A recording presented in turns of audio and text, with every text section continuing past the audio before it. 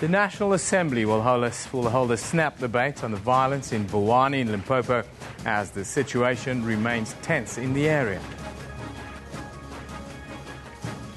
Brazil's interim president, Michel Temer, has now replaced suspended leader Dilma Rousseff. Those are our top stories at this hour. Let's go to Kendall Mahamati now for a sports update. Evan, thank you very much. A hearty good morning to you, and good morning to everybody at home as well. We do have a very busy sporting day today. This is what's coming up in sports today. As I understand it, that we had agreement with Kenya and the authorities on the legislation that we wish them to put through Parliament. Kenya athletics facing a ban as WADA's Compliance Review Committee cites issues with the new anti-doping legislation. All this as world number one Novak Djokovic survives a massive first-set scare to advance to the quarterfinals of the Italian Open in Rome. And finally, arms are locked because Novak Djokovic, after 33 minutes, wins his first game. And the Blitzboker seek to build momentum for the Olympics with a win in Paris, the penultimate leg of this year's HSBC series. All this and more we've got for you in the sports later on at 10:20. But for now, let's go back to Eben for the news. Thank you, Kendall. Very good morning to you once again. If you've just joined us now, top story: judgment in an application for class action in the historic Silicosis case is expected in the High Court here in Johannesburg shortly. 56 former miners want the court to allow them to institute a class action for damages against mining companies for occupational disease. Up to 200,000 current and former gold miners may join the class action should the court find in favour of the applicants. NGO Section 27 has helped bring the court application. Now for an update, let's cross to the High Court where our reporter Mangoba Nkunu is standing by. Very good morning to you, Mangoba. Just give us a quick overview. What's expected this morning?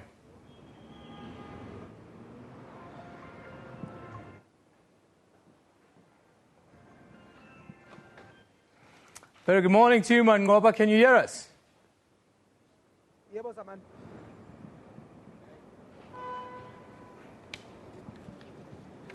Are we just waiting for Mangoba Nkunu to join us outside the High Court? Mangoba, good morning. Can you hear us?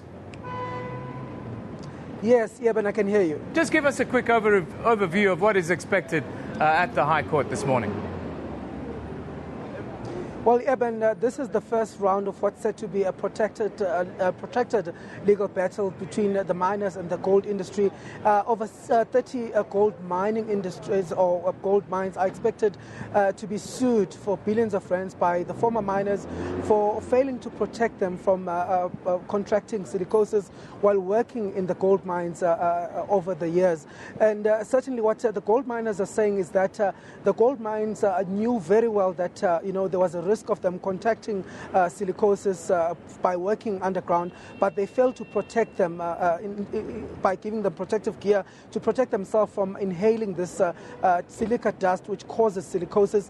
And we know that silicosis is a deadly disease which ultimately leads to fatalities, and therefore they're saying that they want to be compensated for contracting this disease while working in the mines. Now the gold mines are trying to oppose this motion, saying that it will be a cumbersome sort of process, that it will be tedious, and that it will be very difficult to assess the levels of liability that each and every miner has been exposed to silicosis. So they're basically saying that they believe that the cases should be heard as individual cases rather than a collective, which is what the miners are hoping for in this particular court case. Mangoba, just give us an idea of the importance of this ruling today.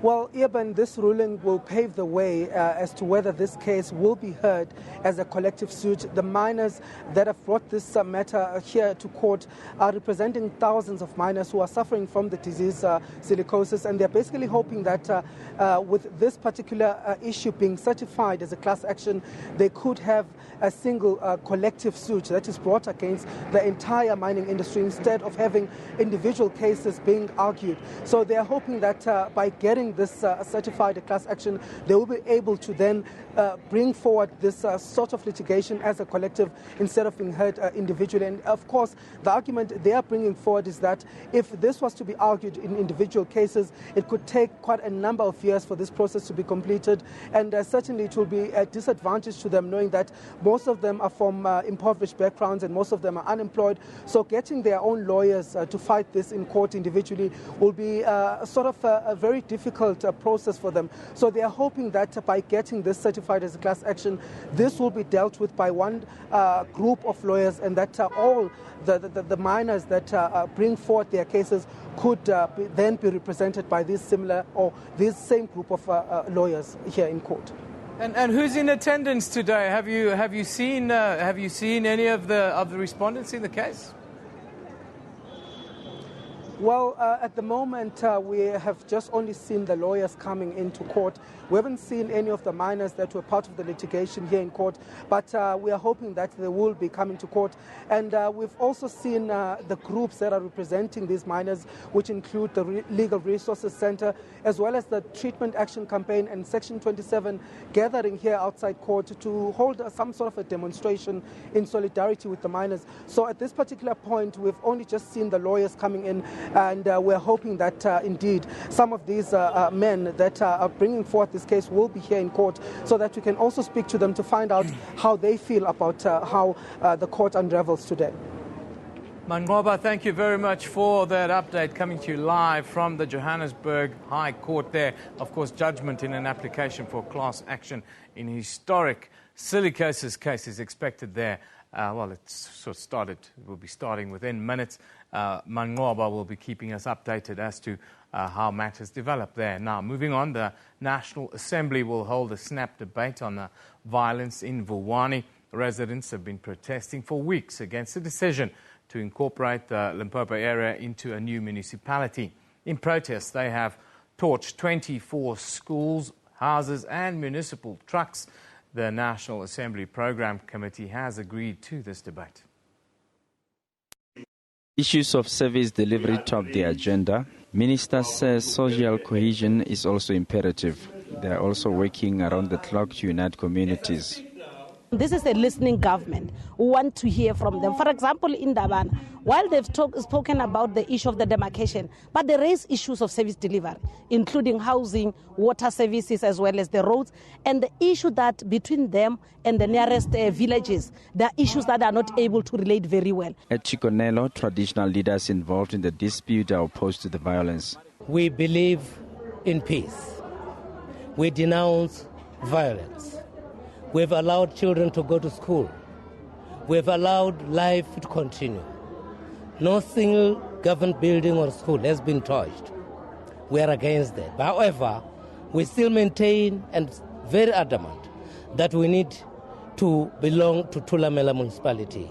The engagement with communities is expected to continue today. The Minister of Communications, Faith Mutambi, who is part of the government delegation in Vuwani, said there is a need for improved communications with the community. I'm loving it that now the communities are dialoguing. The communities here believe in talking. They are saying since these things happened, it's business as usual. People are going to school, people are going to work. It has even happened in the past during the Malamlela riots. They took responsibility and got their property such that none of the state properties, including social buildings, were ever burned in this area. That's the responsibility that they've taken upon themselves to say they are responsible citizens. And then what they are raising, what is very critical that needs urgent attention, is the issue of social cohesion.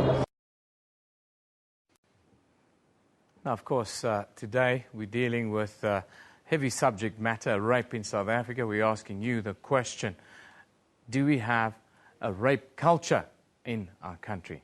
Very serious question. Of course, the Social Justice Coalition says an underground rape culture exists in Khayelitsha on the Cape Flats in the Western Cape. Last year, 543 sexual offence cases were reported in Khayelitsha alone.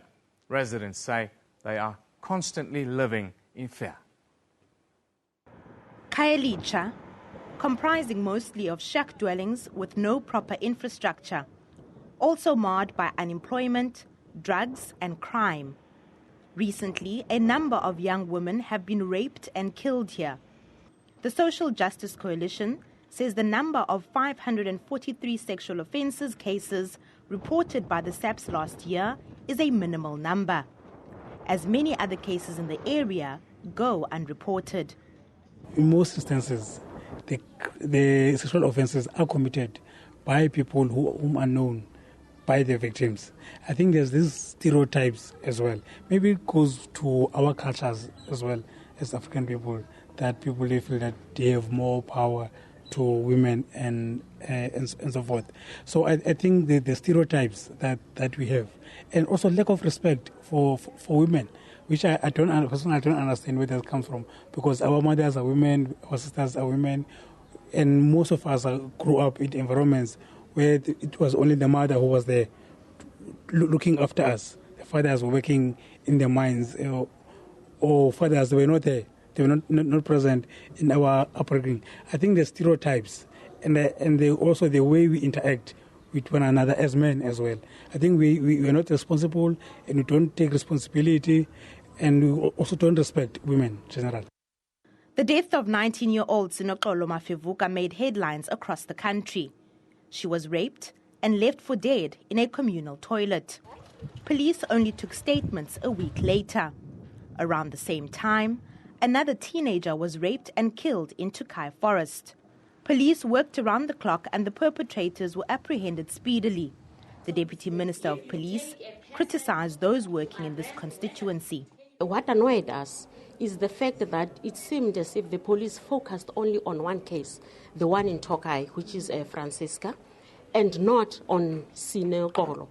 No one knew about Sinokolo. No one knew that we have similar case here in Khayelitsha. Only the police themselves knew about that. They communicate everything. They came up with arrests of suspects with regard to the other case in Tokai. But when it comes to Sinokolo, we didn't hear anything about arrest. We didn't hear anything about some witnesses. We didn't see anything. The Mafevukas said they felt helpless, their daughter killed, and seemingly no justice in sight for those behind her death. We feel very sad because the police didn't inform us about what happening, and it took so long because Sinokolo died last week, and then it took a long time but they come today because of the minister was here. Khayelitsha residents say they are living in fear. As a resident living in Khayelitsha, we are not safe at all. If it was in my power, I will move away from Khayelitsha and move to a better place, because sometimes you know the perpetrator, but the police, they don't do anything. Or the perpetrator is in the police custody or cells, whatever. Then the following day you go to a court whereby you'll find that the perpetrator did get a bail. I mean, it's not fair, because that child or that poor woman is still there and is living under the fear, because some of the time maybe the friends of a perpetrator will just say, we are going to get you again. So it's not a good thing. Last week, the body of Annelisa Dulaze was found in the foundation of an unfinished building site in Khayelitsha. She went missing on the day she was celebrating her 21st birthday. A suspect has been arrested. In another incident, a 33-year-old has been arrested in connection to 23 rapes, most of his victims in Delft and Khayelitsha. The Khayelitsha community has called for police to work around the clock to resolve the various rape and murder cases in the area. Nomawetu Solwandle, SABC News, Cape Town. Now, the rape statistics recorded by the police is said to not be taken as an accurate measure of the crime. Various research studies have shown that, depending on the locality, as few as 1 in 13 rapes are reported to the police. The National Victims of Crime Survey results show that the proportion of rape victims who report their victimization to the police decreased by 21% between 2011 and 2014. Now, to talk to us about rape statistics and more, we are joined in studio by Lieutenant Colonel Helen Niemand from the Department of Family Violence, Child Protection and Sexual Offences at the South African Police Service. A very good morning to you, Hela. Thank you for joining us this morning. Thank you. Are the stats a true indication of the state of rape in South Africa? Well, according to our stats that we drawn, according to our annual stats that was actually published, it was reported in 2013-2014, 44,696 cases. That was cases against children. Our reporting period for 2014-2015 shows that there's quite a number of decline when it comes to the figure. It was reported 21,177 cases. That's a decline of 23,519 cases of child victims. If we go back to our crimes against women, 2013-2014 reported figures showed 60,672, whereby we see a declining in 2014-2015 of 28,787. That's a decline of 31,885 cases reported to the South African Police Service. Is it a case of women having lost hope in the police, or is it a case of fear that they don't report rapes to the police anymore? I think, yes, there will definitely be fear by women and children to report cases to the police. And there's several factors. I mean, it's a fear of not being believed, the fear of guilt, the feeling of, that they're going to be classified as being damaged, the fear of going through the legal process, the fear of telling the story through to investigating officer and then in court as well, relive the whole trauma in court. But we can also believe, due to the fact that we had so many good sentences this past month, within the FCS units, the fact that we've got experienced FCS investigators, I think really we are making an impact, in the investigating of these type of cases. And hopefully most of those perpetrators are already in jail. So, it can go both directions. In South Africa, everything is brought back to race. Yes. And we would like to make this a race thing. But it isn't a race thing, because if you look at internationally, there are many countries with similar issues with regards to rape as South Africa is. Yes. So it can never be made a race thing.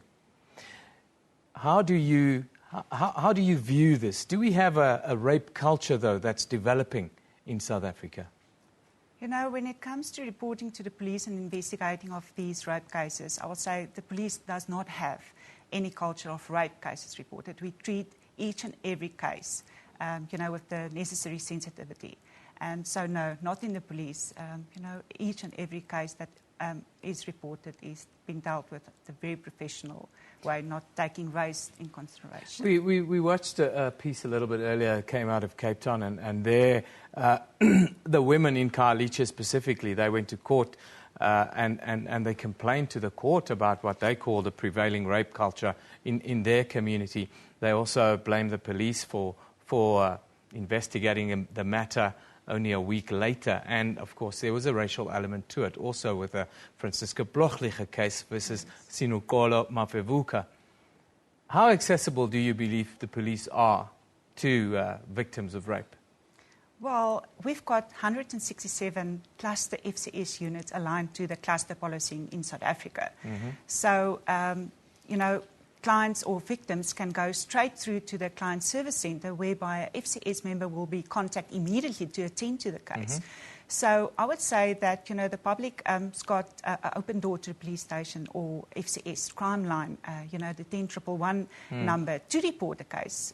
So yes, we are definitely, all over to accept reports of any sexual offences crime. Do you believe enough? Do you believe enough is being done to deal with the scourge that is rape in South Africa? And do you believe that we can win this fight? Well, I will believe that, there's not enough done as yet. There's always, numerous factors that can be taken into consideration. But I'm sure that, we can win this fight.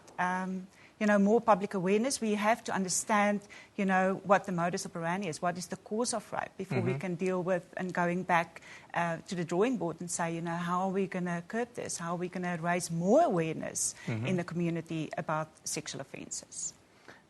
Just in conclusion, tell us, what's the procedure that has to be followed if a rape victim comes to the police?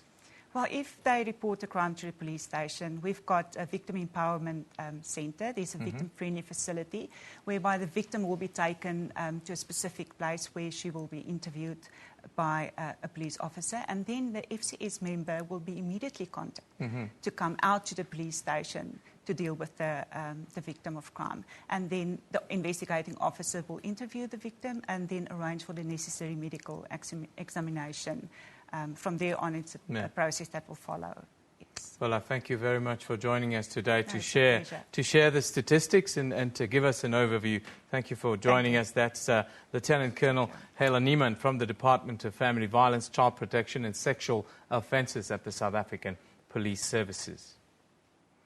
Time now for us to take a look at what's happening on social media. Of course, in the High Court in Joburg, the hashtag Silicosis is on everyone's lips.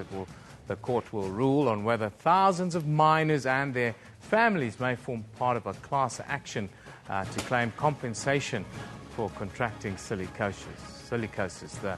The top trends of this hour, of course, are Johannesburg, hashtag JHB, Joburg traffic. Of course, there's always traffic and accidents on our busy Johannesburg roads. Only now people are sharing their experiences and helping others to find alternative routes. Our traffic reporter at Traffic SA posted this major incident in Durban this morning. Then, hashtag local music. There seems to be more support, much more support rather, than negativity for the announcement by SABC COO Claudi Mutsuneng that all SABC radio stations will now play 90% local music. Music legend Don Laka, who was fighting for more local content, is totally thrilled, and that's he tweeted about that as well. Then, wrapping up the social media trends, these graphs from Roy Africa show us, well, what has been in the news. Let's have a look at those graphs, if we can put them up. Of course, Mabel Jansen, who allegedly made racist comments stating that rape is part of a black person's culture. The word we're dealing with rape today, Mabel Jansen. If you look internationally, South Africa is not unique. There are many other countries that have the same problem. India for one, Thailand for one, and some other East Asian countries as well. Now, this came after President Jacob Zuma in Tuli Madonsela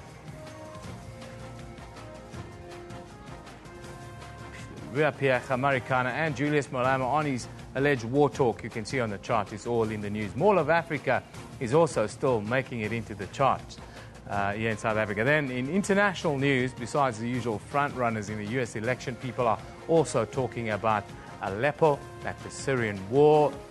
That's the Syrian war. The new London mayor, Sadiq Khan, in the news. Canada fires, and of course, Brazilian President Dilma Rousseff's impeachment proceedings. Of course, she's been suspended and replaced. Take a look now at our pick of the day. This one from Anne Hunt, at Hunt Anne, and says, the kids dressed up for World Book Day.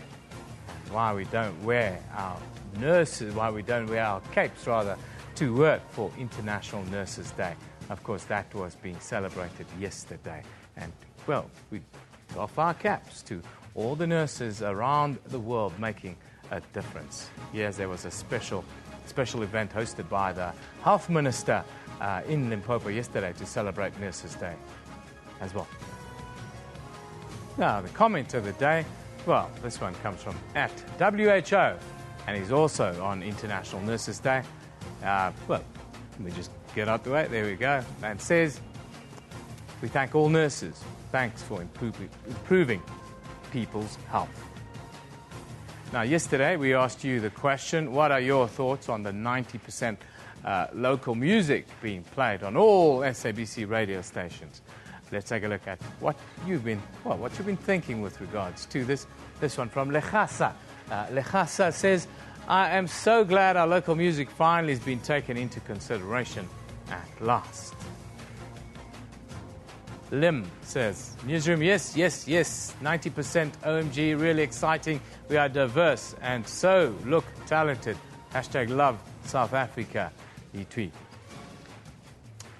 Only great music, not trash. Hopefully next platform will be given to indigenous systems opposed to us being a dumping site, says Joe. Oh, no, that was the last tweet this morning. Let's move on and take a look at what's happening on the front pages from around the globe. We'll start in the United States. The USA Today reports that Paul Ryan and Donald Trump pledged yesterday to work together to defeat Democrat Hillary Clinton in the fall general election, though the Republican House Speaker again stopped short of formally endorsing his party's presumptive presidential nominee. And in Europe, The Times says China is drawing up secret plans to build 2 nuclear reactors on the site of Hinkley Point in Somerset if the existing £21 billion deal collapses. Finally, the South China Morning Post reports that Chinese researchers have shown for the first time that the Zika virus can enter the brain of mice fetuses and stunt their development. Of course, this comes on the back of a call, that anyone that's pregnant should not be traveling to the Olympics in Rio later this year. Now, let's have a look at what's happening around the country today. We'll start in Johannesburg. The High Court, of course, judgment is expected in the application for class action in the much publicised Silicosis case. 56 former miners want to allow the court to institute a class action claim for damages against mining companies for occupational diseases. Then, still here in Johannesburg, Radwan Kretscher and 4 co-accused stand trial for the murder of Lebanese national Sam Issa. And in Pretoria, the High Court is expected to hear further testimony from former Mpumalanga Premier Matthews Phosa in a defamation case. Current Premier David Mabuza is suing Phosa for 10 million rand for allegedly labelling Mabuza as an apartheid spy. Time for us now to take a break. You're watching Newsroom. When we come back, we'll continue our discussion around rape and rape culture, and we want you to give us your view on it at SABC Newsroom after the break.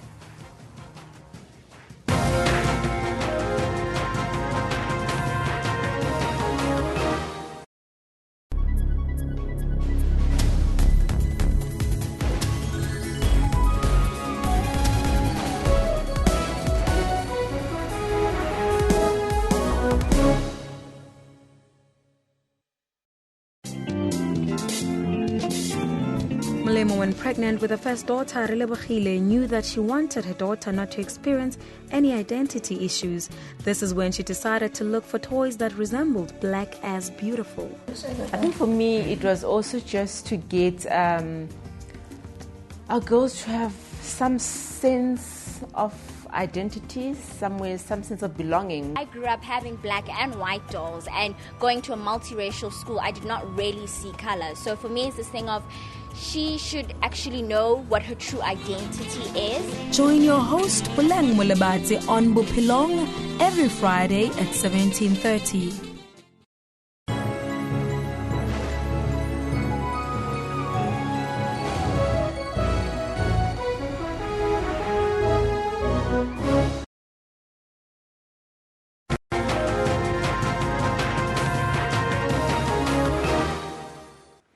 Welcome back. Today we're dealing with rape, and we ask you the question, tough question. Do we have a rape culture in our country? Now, criminals deserve to go to prison, some say. But imagine not only being sentenced for your crimes, but knowing that once you are placed in a prison cell, you will have to prove your masculinity or power in order to gain respect or be placed in a gang. Rape, yes, rape, becomes an ingrained part of prison life. But once released, does this idea of rape mentality become the only thing that these abused criminals know? And does this go on to create a rape cycle in our society? Now, to tell us a little bit more, we joined in studio this morning by the Executive Director of South African Male Survivors of Sexual Abuse, Rhys Mann. Rhys, nice to have you with us in studio this morning. Good morning. Can we create a link? Can we create this link between the possibility of the rape culture that we see in our prisons here in South Africa spilling over to our streets? There is definitely a link between any type of violent activity. But if we actually go back a few steps, we need to actually find out that the majority of prisoners actually were sexually abused or were abused in the first place as children. And that got them into gangs or got them into crime in the first place. So when they land up in prison, for them it's a survival instinct, and they have to survive some way or another.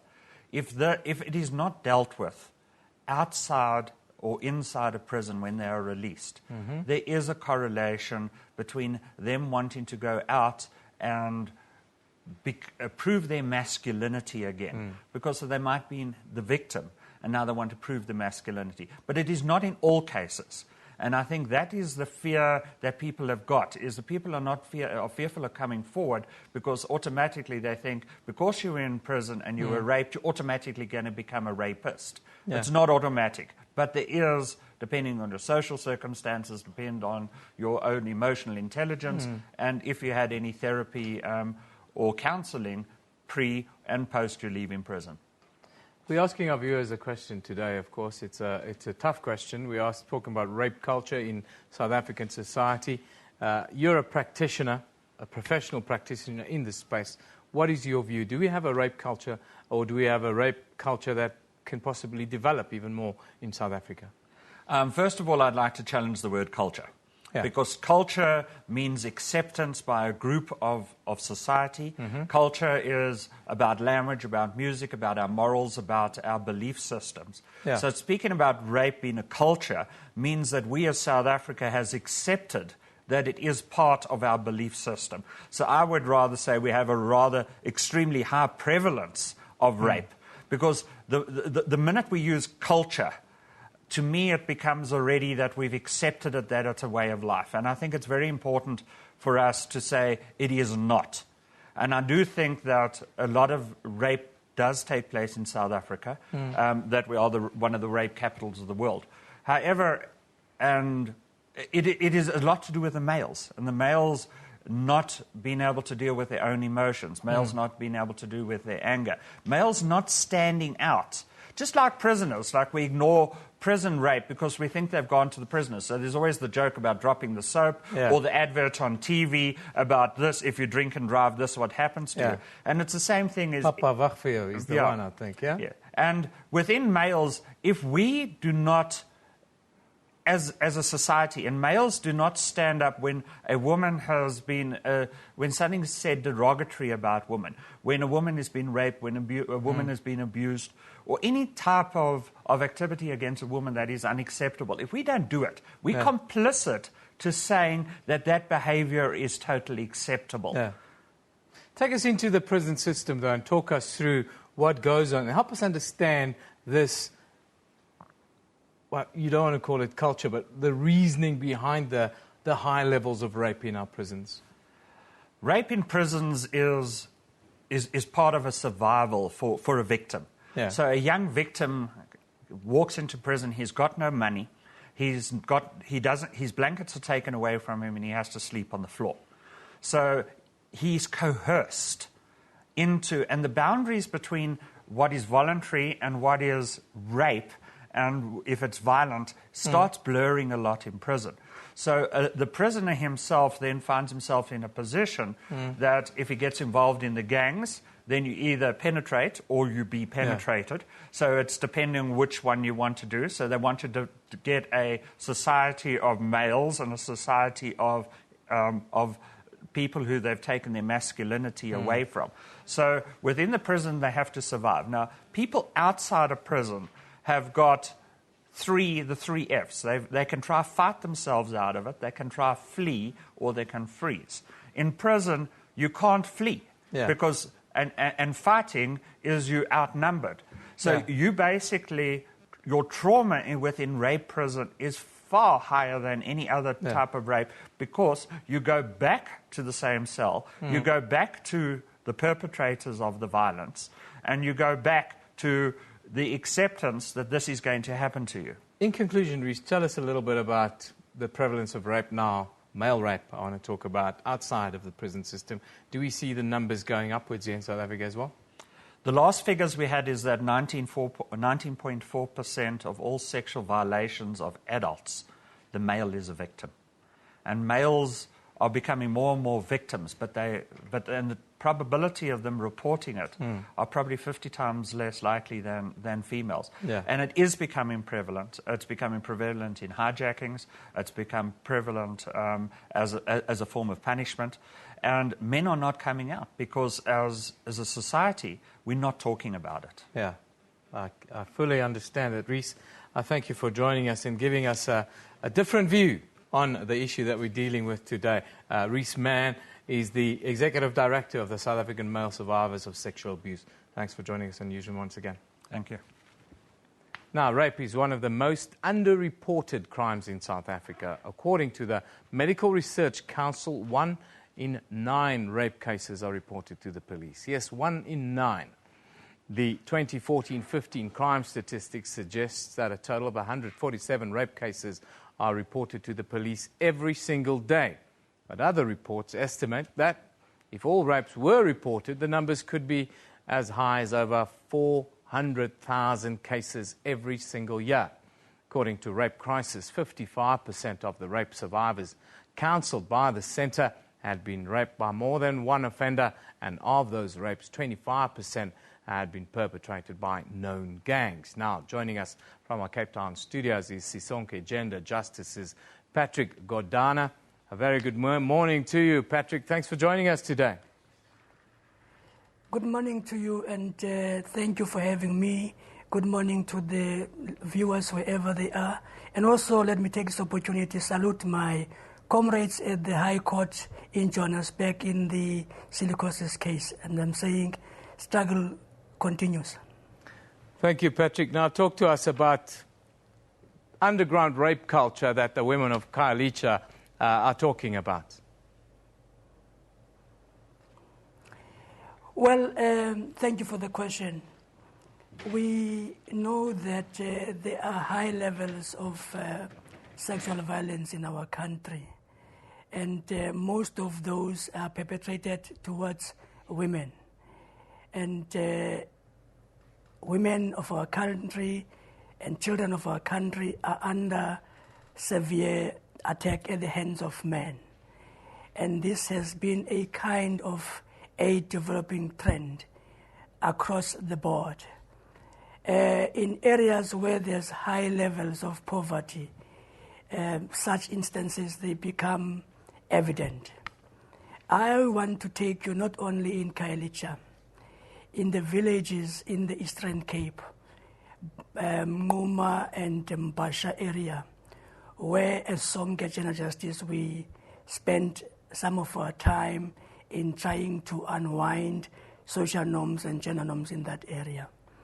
So the issue of sexual violence is very rife in our society.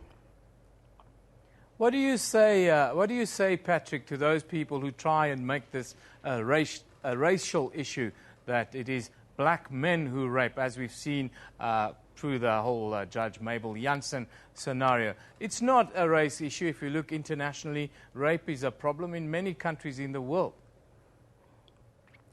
Well, it's very sad, the utterances that we've heard from the learned judge, Judge Mabel Jansen, and that on its own definitely is going to cost her of her own job, because we do not expect a person in her statute to utter such racial statements, but also a person who holds high position in our own public.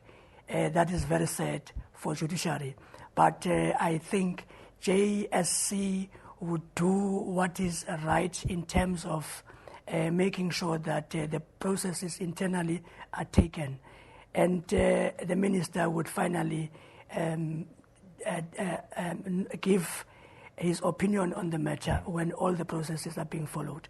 But I want to come back to your question. The issue of rape is a global challenge. South Africa is not alone in this quagmire of rape. You would understand that South Africa, like many other countries, is being actually characterized by the history of patriarchal system. And by patriarchal system, we simply mean a society where males are dominating. And across all color lines, across all cultures, races in South Africa, rape is happening. Well, maybe because of the condensed and dense nature of the population in Khayelitsha, you'll hear so many reports in that. But if you go to other suburbs, it's being seen as a private matter. People are not talking about it. And even if there's some ordeals, they go to private healthcare centers and private doctors. Patrick, I want to ask you about prison rape and the culture of rape in prison. And do you think that we see a lot of men coming out of prison who have raped or who have been raped themselves and then become perpetrators of rape on our street? Do you believe that there's an element of prison rape spilling over onto our streets? Well, there's a kind of a link from that kind of people coming out of correctional centers. And this puts the correctional centers under spotlight again. What is it that they are doing for rehabilitation of the inmates? But we know for the fact that there are some small minute of numbers of people that are coming out of correctional centers of our country who wants to continue with the issue of gangsterism. You would pick up such language on young kids talking the same language that is being spoken in prison. It has been kind of terminologies used in our own townships like Ngqinalam, which means that my co-accused. So you've seen that small minute of men trying to promote that kind of behavior outside the prison wall. But also you've got to understand that the legacy of patriarchal system gives men a more narrow understanding of knowing what it is to be a man, because the view that we hold in South Africa and across the globe, to be a man, you must show your masculinity. To be a man, your word must be final as against woman. To be a man, you must bully other men. To be a man, you must be victorious by hook or crook. That's the kind of a narrow understanding of what it is to be a man, Yeah, but we want to say, okay? No, Patrick, okay. We've run out of time. I've still got a couple of other stakeholders to talk to. Thanks for joining us. Your opinion is very, very valid and appreciated here on Newsroom this morning. From Sisonke Gender Justice, that's Patrick Godana coming to us live from Cape Town. Thank you very much, Patrick. Thank you, Eben. Have a great day. Thank you. Now, of course, the top story today on Newsroom, judgment in an application for class action in the historic Silicosis case is expected in the High Court here in Johannesburg. There's been lots of traction on social media. Let's have a look at what you're talking about with regards to this. Of course, Reverend Des talks about Silicosis class action judgment out at 9 a.m. today. Quest for Justice holding mining companies accountable. Zonke together, everybody together. Andrew Levy talks about today could be monumental if the court agrees to take forward the Silicosis class action. Justice could be one step closer for many miners, says Andrew.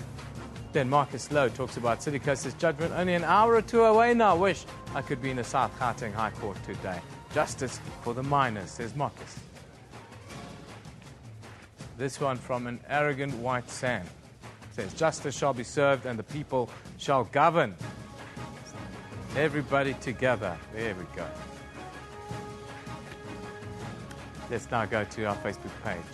Now, Deputy President Cyril Ramaphosa, he's urged investors at the World Economic Forum and on Africa in Kigali in Rwanda to invest in South Africa's infrastructure. Then we see that a ward councillor is an important element of the local government system and the election system here in South Africa. Councillors are important for total democracy in South Africa, this according to a political analyst, and that's Theo Fenter's view. Then finally, the Obama administration will tell every U.S. public school district on Friday That's today, to allow transgender students to use the bathrooms that match their gender identity. Very interesting. You can find that story and more on Newsroom Facebook page right now. We'll take a break. When we come back, we deal with the Naked campaign at Rhodes University, of course, where they talk about a rape culture that exists on campus. We ask you this question: does South Africa have a rape culture? Do we have a rape culture on our streets? We'll be back after a short break.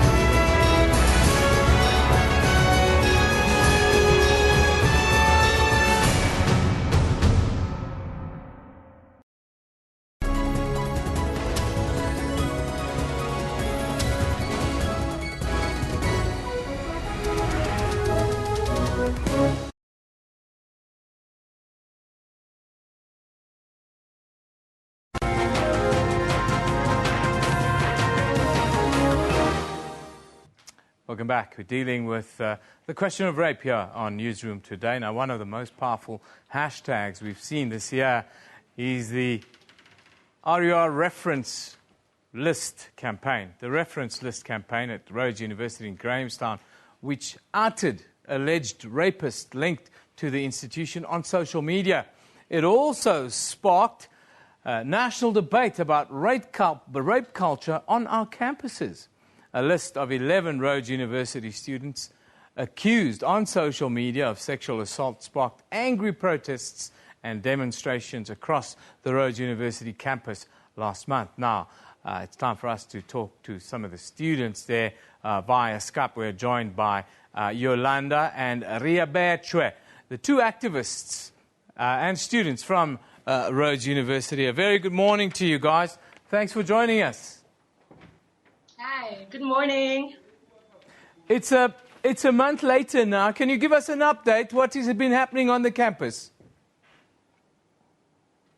Yeah, sure.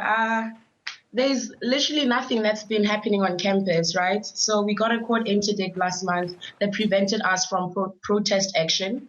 Well, actually not protest action. We can protest, but we cannot disrupt classes. We cannot go to classes and remove people. So with a court interdict against us, it's preventing us from actually carrying on with what we want to do. So now what's happening is that we're trying to, plan a way forward in changing policies and changing everything that's happening on school. So now the focus is on, changing the actual rape culture, making a substantial change towards the issue of rape culture at the university. But also still pushing for the one main demand, which was and has not been met, which is the suspension of the alleged rapists, and which obviously was the reason why the protest actually occurred. That was one of the main reasons was for management to actually account for these cases that have been reported, but nothing has come out of them. So we're still pushing for that suspension, and hopefully that will make a statement, and that hopefully that will actually lead to a turning point in of the rape culture here in our school. Tell us a little bit about this rape culture, Rebecca. If I may ask you, how is it different from what's happening in wider society then, what's happening on campus? Listen, when we talk about rape culture, we're not talking about like an imaginary village where people are there raping each other and holding up banners for rape. That's not what we talk about. When we talk about rape culture, we talk about the way in which society normalizes rape. Yeah. And does not do anything to the actual perpetrators of rape. So when you report rape, there's a victim blaming that goes on. So the victim is the focal point as, are you sure it happened? Are you sure this thing happened? And this is the thing that you see not only happening at the university currently known as Rhodes, but it also happens around the world. Rape culture is a huge thing, especially in South Africa, as it's a rape state. Yeah. So it's not an imaginary thing that we're doing. It's about the way in which we speak about rape that promotes that culture. Normalizing rape and making jokes about it and so forth. Just not taking it seriously. What about policing? What about the policing of complaints and the policing of cases that you've experienced on campus?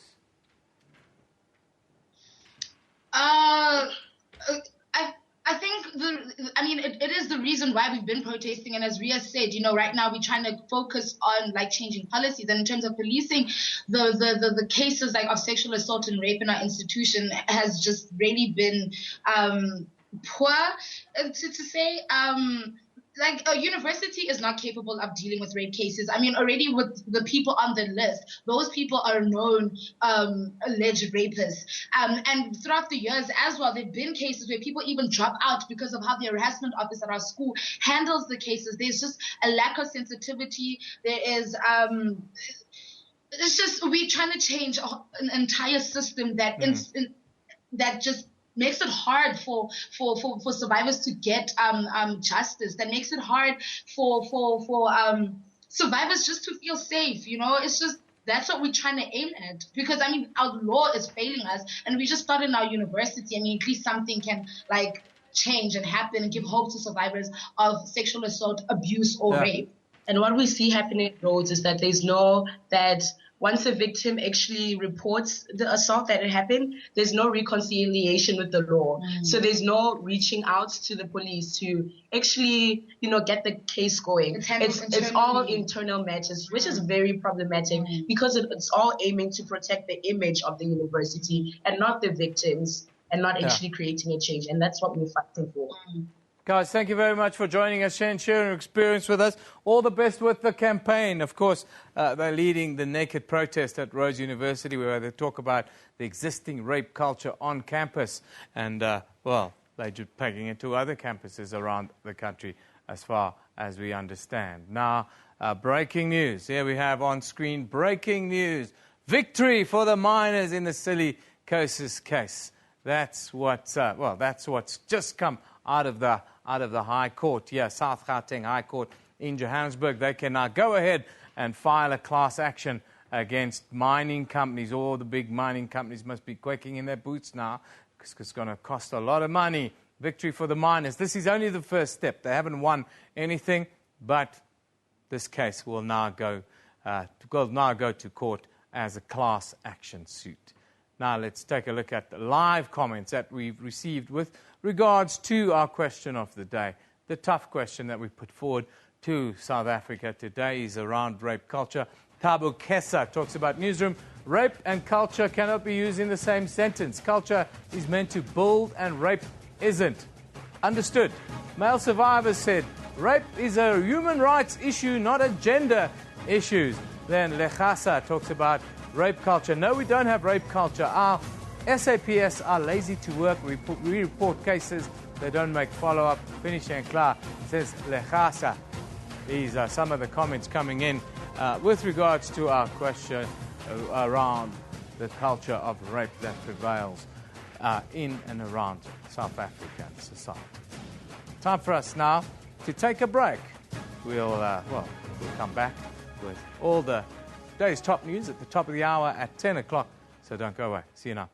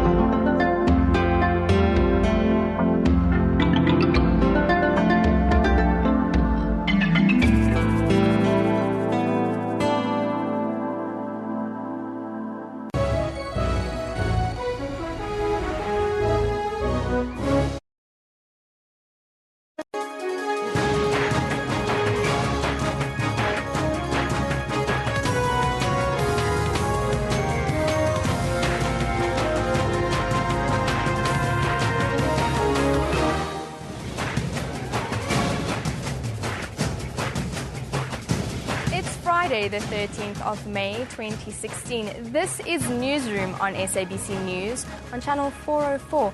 A very warm welcome as we broadcast live from our Auckland Park studios in Johannesburg, South Africa, to the rest of the African continent.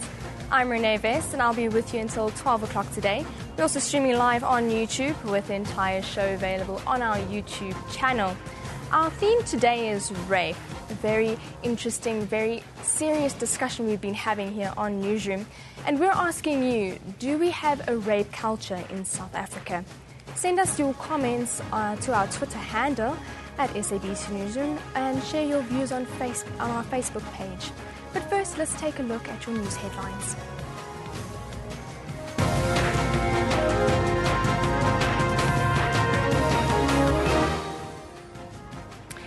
In an unprecedented judgment, the South Gauteng High Court has given a go-ahead to the Silicosis class action suit against mining companies.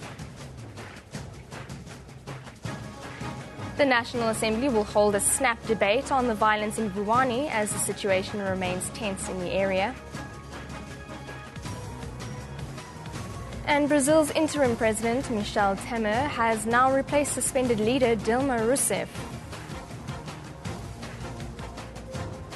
It's now over to Kendall, who will give you our sports headlines. Renee, thank you very much. Good morning to you, as well as a hearty good morning to everybody at home as well. This is what we've got for you in the sports on this very busy Friday morning. Understand that we had agreement with Kenya and the authorities on the legislation that we wish them to put through Parliament. And Kenya athletics facing a ban as WADA's Compliance Review Committee cites issues with their new anti-doping legislation. All this as world number one Novak Djokovic survives a massive first set scare to advance to the quarterfinals of the Italian Open in Rome. And finally, arms are locked because Novak Djokovic, after 33 minutes, wins his first game. And the Blitzbokkers seek to build momentum for the Olympics with a win in Paris, the penultimate leg of this year's HSBC series.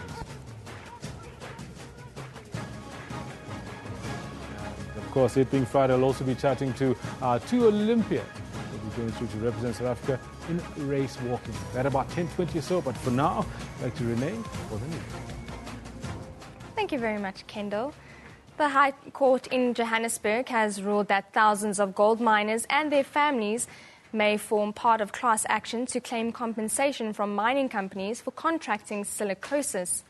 The historic ruling paves the way for the largest class action ever in the country's courts. 56 workers and family members brought today's court application.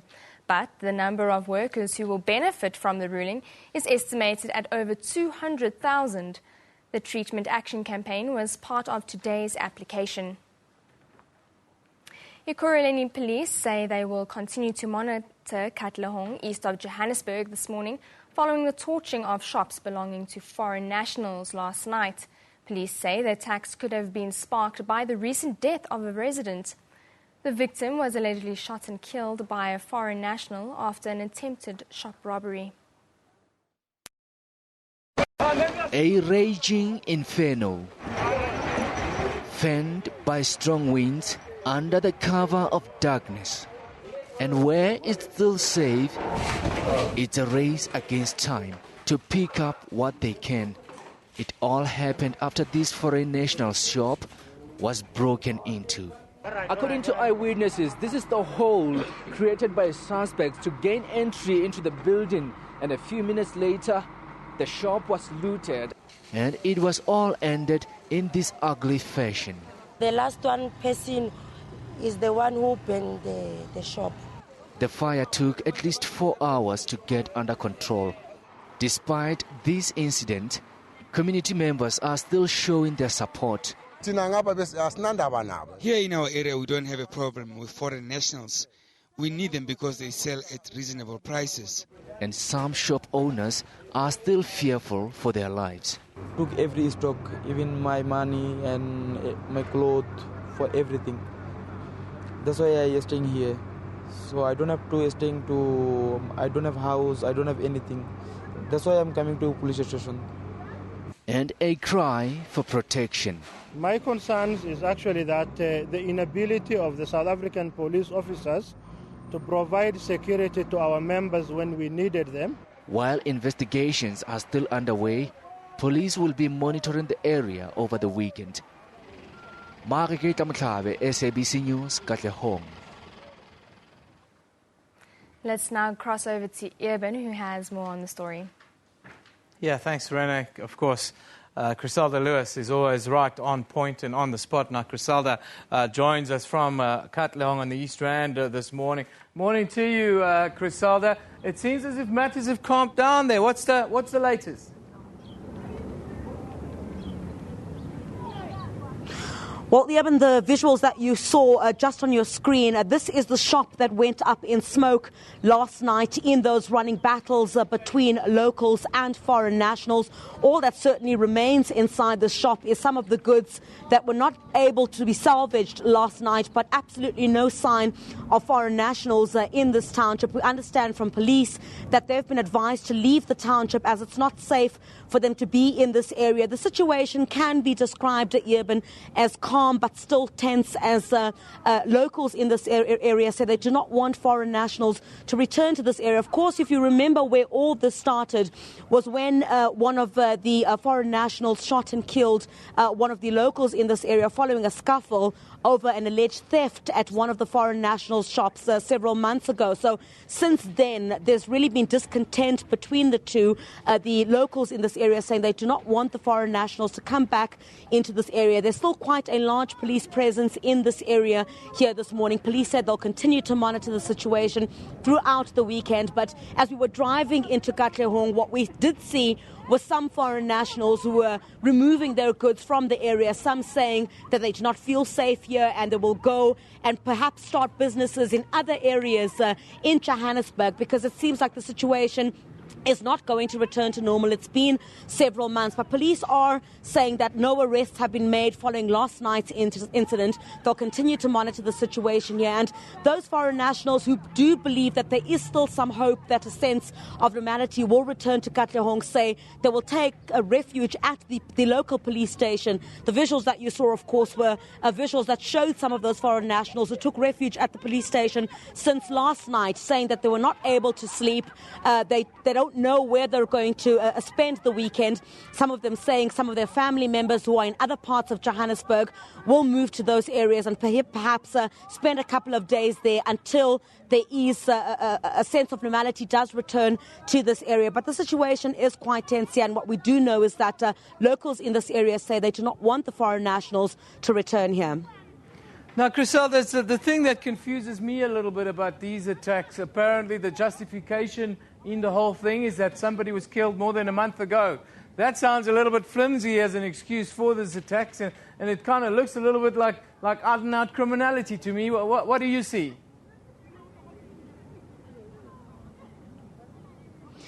Well, we've been following this discontent that's been taking place here in Katlehong since the very beginning, Urban, and very much in the beginning, there'd been concerns by locals in this area at first that the locals, local shop owners in this area were preferred by many of the people in this area because they're cheap, their goods are much cheaper. And then we saw really in terms of competition for business between the two sides. But it soon then escalated after this incident that took place where a foreign national had shot dead a local who was alleged to have stolen something from one of his stores. So that's where the violence broke out. But then we really see a lot of criminality that's creeping in to the incidents that have taken place, the several incidents that have taken place here in Katlehong over the past couple of months.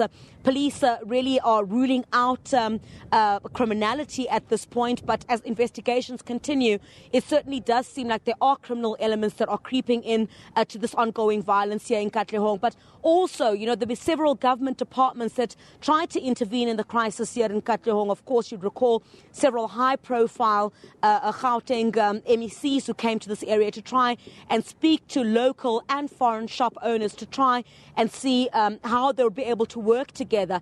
But the situation does die down and then springs up again several weeks or even several months later, and they really have to come back and try and see how to try and resolve the situation in this area. But it certainly seems like it's far from over, and they would really need to come up with new interventions to try and salvage the situation here. But foreign nationals say they certainly do not feel safe in this area, and locals are saying that they can do without the foreign nationals and their businesses in this area. But certainly some of the others that you would speak to, Urban, say they want the foreign nationals in this area. So you see a community divided between those who want the foreign nationals here and those who do not want the foreign nationals here. So it's really a tussle between the two. But those who are certainly left out in all of this are the foreign nationals, who now say they've absolutely nowhere to go. Their goods have been damaged. They've lost out on some of their financial support for this month. They don't know where they're going to get that. And it doesn't seem like police are able to intervene much in the situation here, because many of them are moving with their goods from shops like these to the local police station, and they basically sit there for hours. Others have been camped out there since last night. Griselda, thank you very much for that update. Comprehensive as always and on the spot. Griselda Lewis bringing us the latest after, well, another issue with regards to looting and foreign nationals and their shops in Katlehong, this time on the East Rand. Let's go back to the main desk where Renee is standing by with more news. Thank you very much, Eben. Now, the National Assembly will hold a snap debate on the violence in Vuwani. Residents have been protesting for weeks against the decision to incorporate the Limpopo area into a new municipality.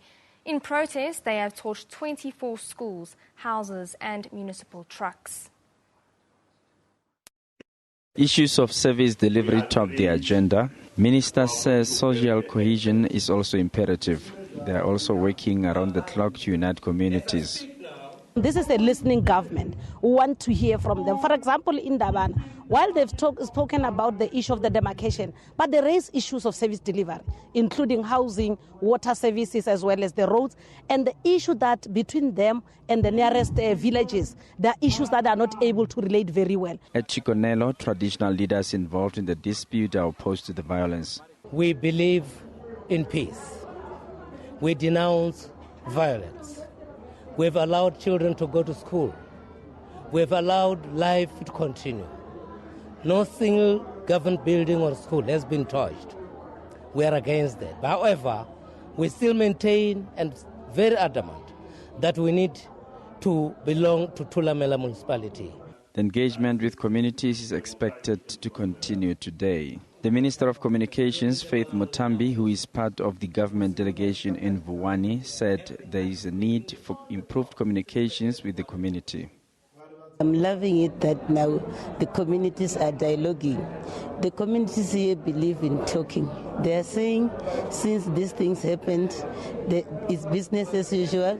People are going to school, people are going to work. It has even happened in the past during the Malamlele riots. They took responsibility and got their property such that none of the state properties, including social buildings, were ever burned in this area. That's the responsibility that they've taken upon themselves to say they are responsible citizens. And then what they are raising, what is very critical that needs urgent attention, is the issue of social cohesion. Well, we're going to go to the High Court now. South Gauteng High Court, that is, of course, where the Silicosis case is being heard. Judgment continues. Let's go straight inside. Tuberculosis and the dependence of deceased underground mine workers who died of pulmonary tuberculosis, but excluding silicotuberculosis, where such mine workers work or have worked for at least 2 years on one or more of the gold mines listed in Annexure A after 12 March 1965, the TB class. 3.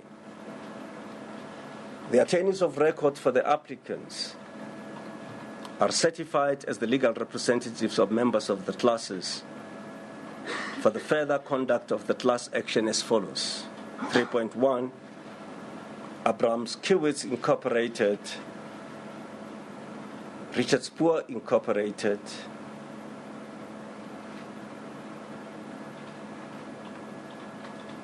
attorneys, and the Legal Resources Center are certified as the joint legal representative of the members of the Silicosis class. 3.2, Abrams is certified as the legal representative of members of the pulmonary TB class. And 3.3, the fee arrangements set out in Annexure RS 13 and RS 21 to the replying affidavit of Richard Spoor are authorized in respect of the legal representative of the classes. 4. In the further conduct of these proceedings, the following applicants, whomever are surviving at the time of the class action, are granted leave to act as class representative. 4.1, the first to 52nd applicants are granted leave to act as representatives of the Silicosis class, of which they are members. 4.2, the 33rd, 35th, 36th, and 53rd to 69th applicants are granted leave to act as representative of the pulmonary tuberculosis class, of which they are members. 5. It is declared that the class representatives in 4 above have the requisite standing to bring the class action and to represent members of the Silicosis class and the TB class in claims for damages. 6. It is directed that the following steps shall be taken to give notice of the class action to members of the classes substantially in accordance with the notices attached as Annexure B1. 6.1. The applicant's legal representative shall forthwith publish the notice 6.1.1 as an advertisement in the newspapers listed in Annexure D hereto. The notice shall be published in each such newspaper once per week for a period of 4 weeks.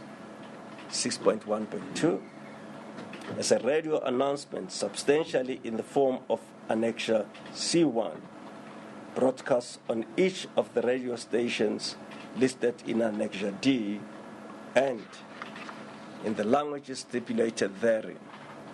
Such broadcasts are to be made twice daily on alternative days for a period of 4 weeks. 6.1.3, on a prominent notice board at each of the offices of the applicant's legal representative for a period of not less than 180 days. 6.1.4, on a prominent notice board at each of the Employment Bureau of Africa in Southern Africa for a period of not less than 180 days. 6.1. On a prominent notice board at each Justice Center and public office of the Legal Aid of South Africa for a period of not less than 180 days. 6.1.6, on a prominent notice board at each regional office of the National Union of Mine Workers and the Association of Mine Workers and the Construction Union for a period of not less than 180 days. 6.1.7, by procuring Legal Aid South Africa to circulate the notice to each of its attorneys and candidate attorneys employed in providing legal aid in civil matters.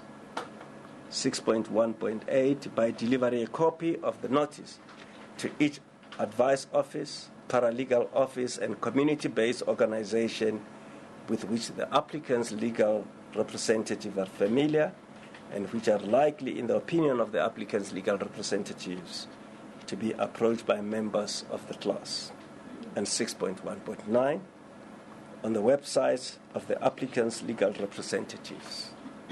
6.2.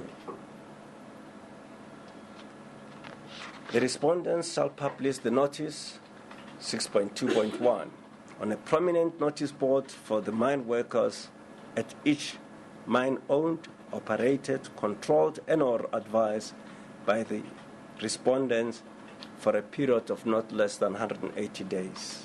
And 6.2.2 on the homepage of each of the respondents' websites for a period of not less than 180 days. 7. The applicant's legal representatives are directed to file reports with the court on a quarterly basis, setting out the steps taken to publish the notice and the progress made in identifying the members of the classes. The first such report to be filed 3 months after the date of this order. 8. It is declared that any claimant who has claimed for general damages and who has died or dies prior to the finalization of his case will have such general damages transmissible to his estate, regardless of whether he has joined the class action or not. The claim of general damages in this case shall be transmissible from the date when the certification application was launched in August 2012. 9. It is ordered that members of the classes will be bound by the judgment or judgments in the first stage of the class action against the mining companies unless they give written notice to Abrams, Spoor, or LRC by 31st January 2017 that they wish to be excluded as members of any of the classes against each or any of the respondents. 10. It is ordered that 10.1, upon completion of the first stage of the class action, the members of the Silicosis class must give written notice to Abrams, Spoor, or LRC by a date to be determined by the court at that time. 10.1.1, that they wish to opt in and be included as members of the Silicosis class in the second stage of the class action. And 10.1.2, which respondents or respondents they seek to hold liable in the second stage of the class action. 10.2, upon conclusion of the first stage of the class action, the members of the pulmonary tuberculosis class must give written notice to Abrams by a date to be determined by the court at that time. 10.2.1, that they wish to opt in and be included as members of the TB class in the second stage of the class action. And 10.2.2, which a respondent or respondents they seek to hold liable in the second stage of the class action.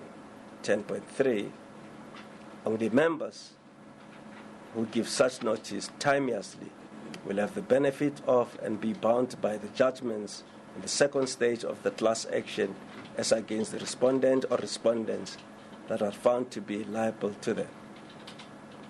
11. The reference to respondent or respondents, 11.1, in paragraph 6.2 exclude the 20th, 21st, 25th, and 26th respondents insofar as they pertain to the notice obligation and cost in respect of tuberculosis class. 11.2 in paragraph 6.2 exclude the 20th and 21st respondents insofar as they pertain to the notice obligations and costs in respect of the silicosis class. 11.3 in paragraph 13 below exclude the 20th, 21st, 29th respondents as a whole and the 25th and 26th respondents insofar as they pertain to cause of the tuberculosis class. 12. It is ordered that the respondents are jointly and severally liable for half of the mine workers' costs of publishing the notices set out in paragraph 6.1 above. 13. It is ordered that any settlement agreement reached by the parties shall only be of force and take effect if approved by this court. 14. The conditional counterclaim of the 1st, 2nd, 4th to 8th, and 32nd respondents is dismissed with costs. 15. It is ordered that the respondents are jointly and severally liable for the costs of this application, which costs are to include those occasioned by the employment of 4 senior counsel and 5 junior counsel. 16. The parties are granted leave to approach this court on the same papers duly supplemented for an order varying or amplifying the provisions of this order pertaining to the notice and the costs associated with the notice in the event that this is considered necessary by any party.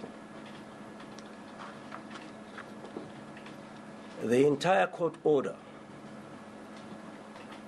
with the exception of paragraph 8 thereof,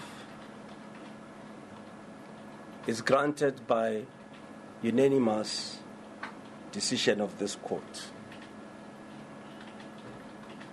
Paragraph 8 is granted by a majority of 2 against 1 dissension.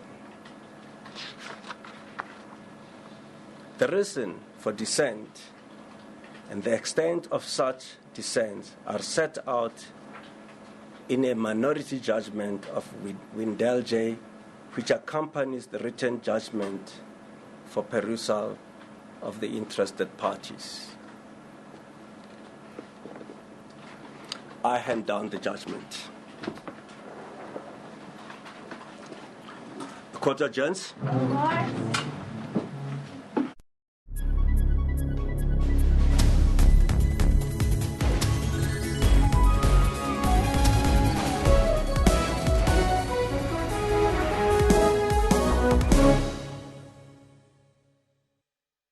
One other person has been shot dead and another is in a critical condition in hospital. The CRL has laid charges against controversial televangelist Paseka Motsoeneng. More than 1.3 million South Africans have been added in the past 2 registration weekends.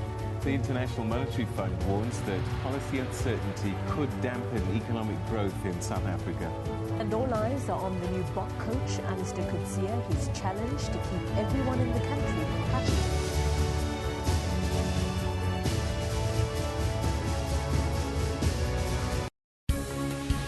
News Today provide news updates giving a wealth of knowledge. Breaking stories and crossing live for you. We follow business developments intensely. Experts and analysts tackle all challenging issues for you. We cover stories locally and abroad to keep you informed.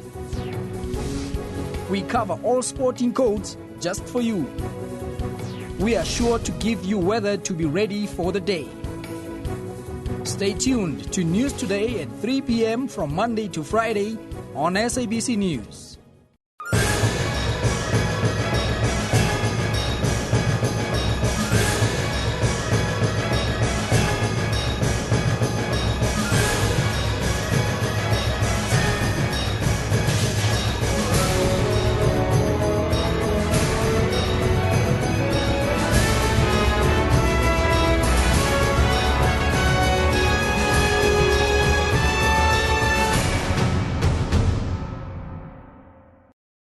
Very good afternoon. You're watching the Midday Report. Lunchtime news amplified. But for now, this is what they call home. their hope to shift to higher ground seems to be against the tide. Midday Report provides you with more than just news stories. I just want Port Elizabeth to know that they own a world-class theatre. Good afternoon, you're with the news at 1 in the headlines. Very good afternoon to you. This is News Live. I'm Natasha Thorpe. Let's take a quick look at what's coming up in your headlines. Good afternoon and welcome to A View from the House. For all things news, tune in to Midday Report weekdays at 12 noon only on the SABC News Channel.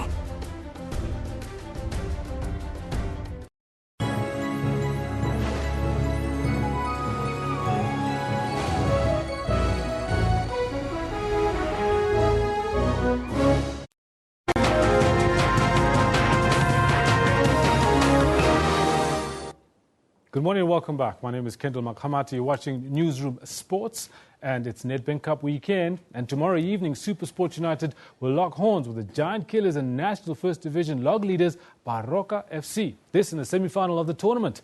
Meanwhile, in the other semi-final, Orlando Pirates will take on Free State Stars at the Gold Park Stadium in Bethlehem tomorrow afternoon.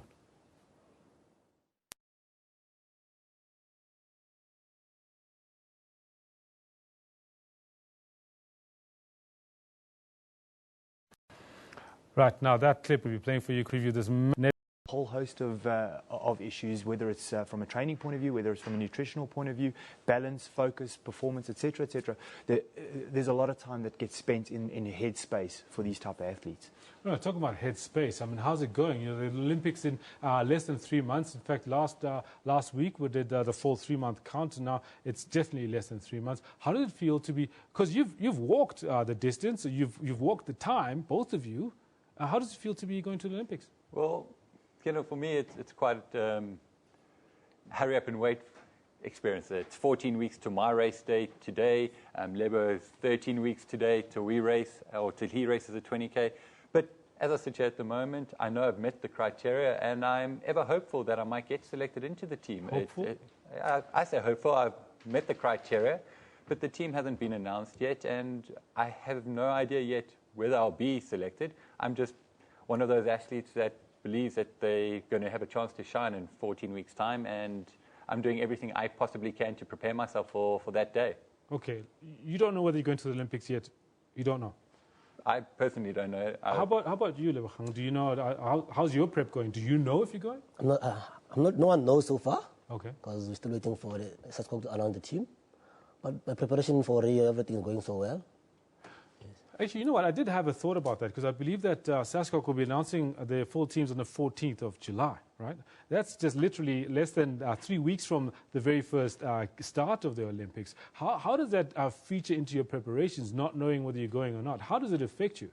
So, you know, from my side, I've made all my own personal plans in terms of preparation, what I would like to do in the ideal world, and I looked into altitude training camps, and I've made my bookings in January. But it's all I've been able to do is put down a deposit, because I'm not 100% certain if I'm going to spend that money to go in a training camp and then not be selected. So it's a very difficult situation at the moment. But I believe, like it happened for 2012 and my experience building up to the London Olympics, that you've got to make your decisions as best you can, and if you get support and if you get encouragement, and it's a box-ticking exercise closer to the time. But for me, I would like to go and train with the best in the world, and majority of them are doing altitude training camps. And Lebo and I will hopefully be able to be in the same environment, training together and preparing. And one of the big exciting things for us now is that in 2012, I was the only South African race walker that got to go to the Olympics. And now going into 2016, there are 4 South African race walkers that have qualified. So that makes it really exciting. And hopefully a whole squad of us will be able to train together if and when the team gets announced. Right now, Lebogang, how's it going for you? I mean, I can imagine if Mark's talking about laying down deposits for training camps, don't know what. How does it affect you? Oh, it affects me because so far nothing. People already are planning for going to. Okay, most of the countries are leaving on June to go to training camps. Then, as Mark said, you can't go to a training camp if you don't know if you're going or not, and you can't spend money. Yeah. And then at the end of the day, you're not going to the Olympics. Yeah. See, then to us it's risky and mentally challenging also, because we're facing a lot of am I going? Am I not? Must I wake up and go train? Or must I must I rest? Yes. Wait for world champs. Julian, I mean, what does this do for you? Yeah, Ken, in our world, we always talk about control the controllables and don't fret too much about the uncontrollables. But this, this is something that is obviously alarming and doesn't create the ability to focus. How are you guys? How do you plan on controlling the controllables when you get to Rio? Let's get back to the athletics from my side. So, Julian, from my side, all I'm doing is focusing on my training, doing everything I can do. I'm based at the High Performance Centre at the University of Pretoria, in Pretoria. So I'm training at altitude, doing all the basics every day for as long as I can, doing the training, doing what I can. So I'm controlling, like you said, all the variables that I can control and making sure that I'm surrounded by like-minded, positive people. And there's so many of the athletes that are training at the High Performance Centre that are preparing for the Olympics.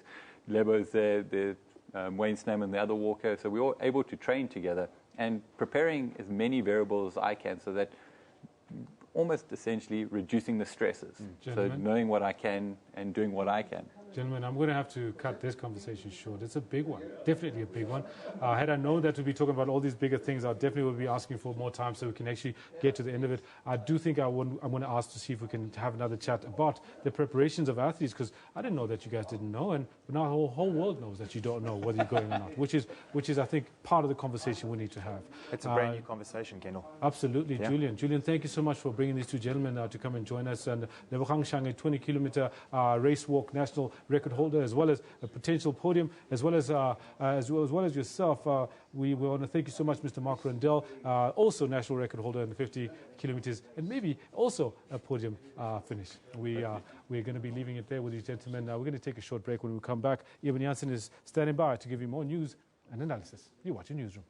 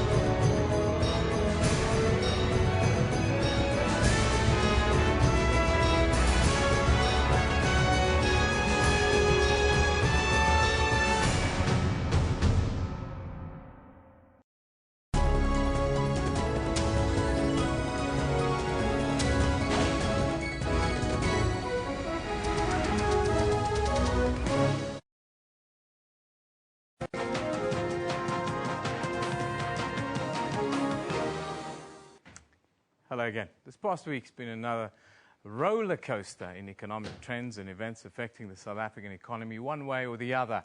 On the positive side, globally, the lower than expected U.S. job creation figures last week suggested that U.S. interest rates may not rise again as soon as June, which is relevant to future levels of interest rates here in South Africa. Domestically, the ratings agency Moody's announced it was not going to reduce South Africa's investment rating now, but would leave it unchanged for the present. This week, Government, Business and Labour also gave a progress report on their recent collaboration on projects and policies intended to avert investment downgrades by the credit rating agencies, including further support for small business. On the negative side, the rand again had a bad week, hovering around the 15 rand to the dollar in a volatile market. Finally, and importantly, the bad unemployment figures this week showed that the jobless rate in South Africa had climbed from 25% to almost 27% in the first quarter of the year. Now, in our weekly slot, the economy, focus on the economy with Professor Raymond Parsons from the Northwest University School of Business and Governance.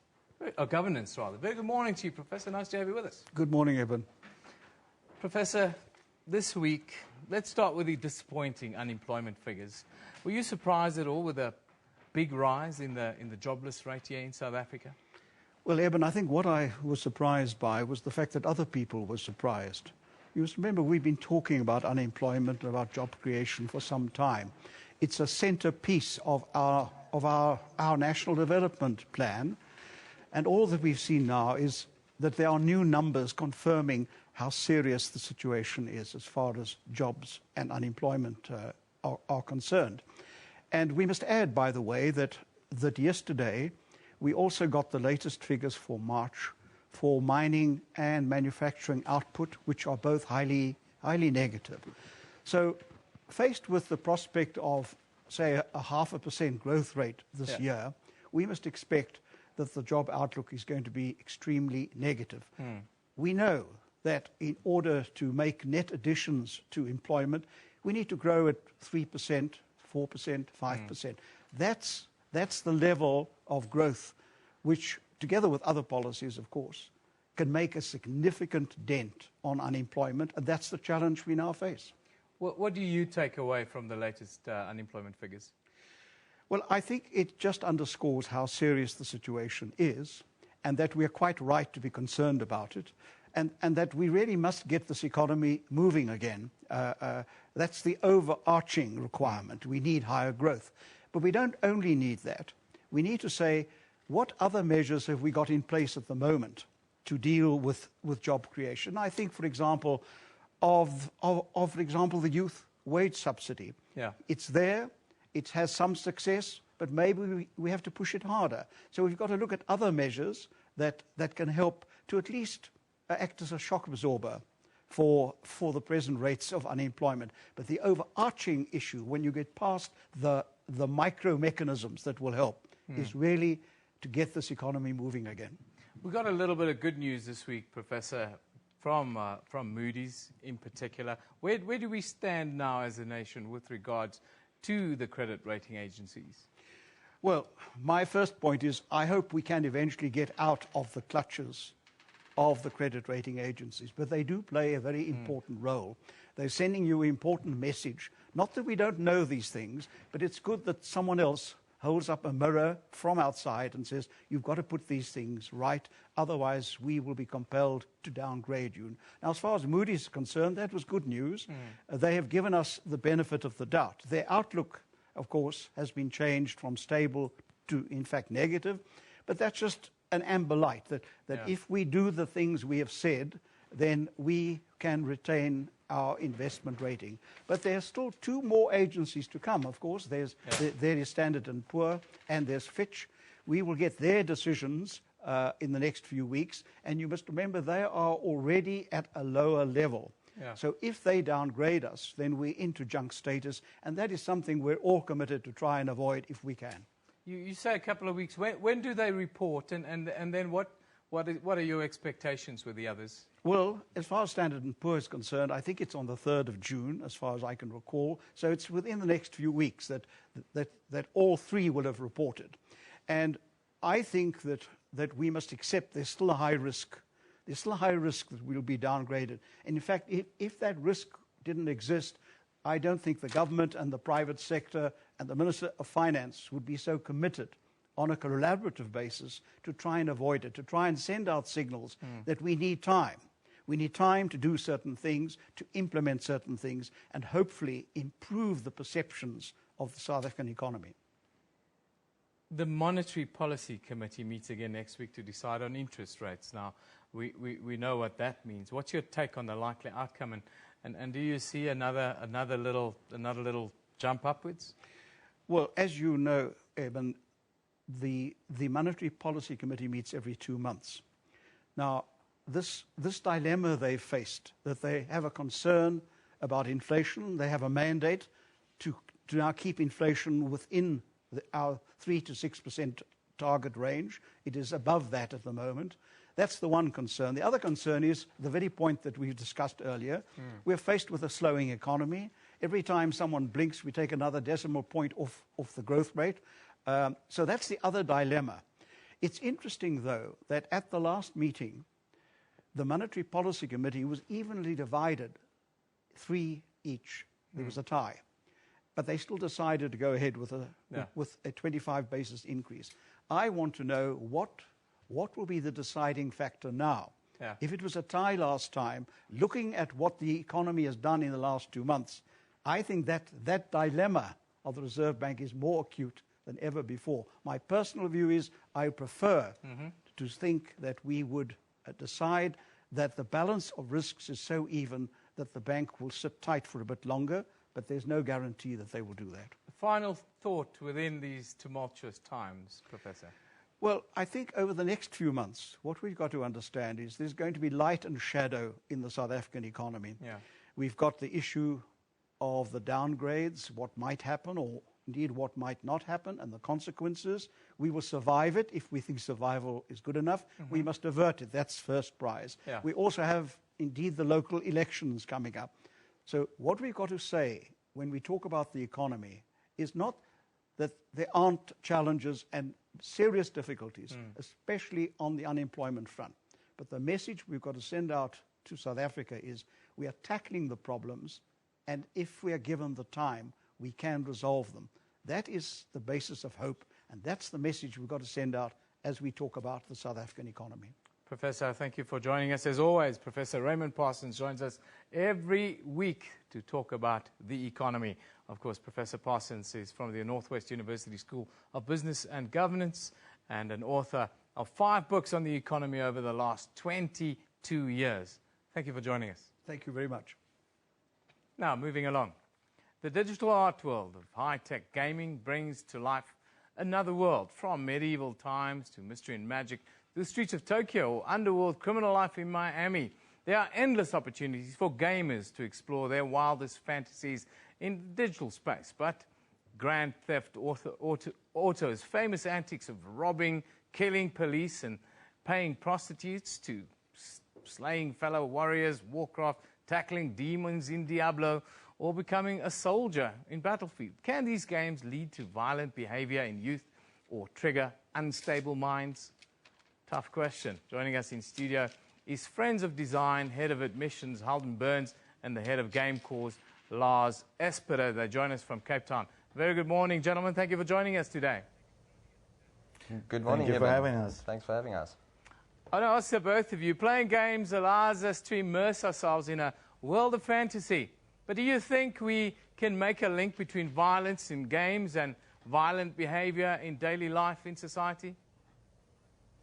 Eben, as a game developer of 20 years and someone who teaches in this field, I'm really interested in this topic and I watch it carefully. I think it's safe to say that the only consensus is that there is no consensus right now.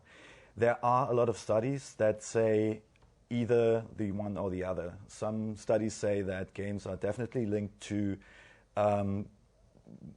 kids being more violent, or that kids are being much more educated in pattern recognition, analytical thinking. So we have both ends of this outcome.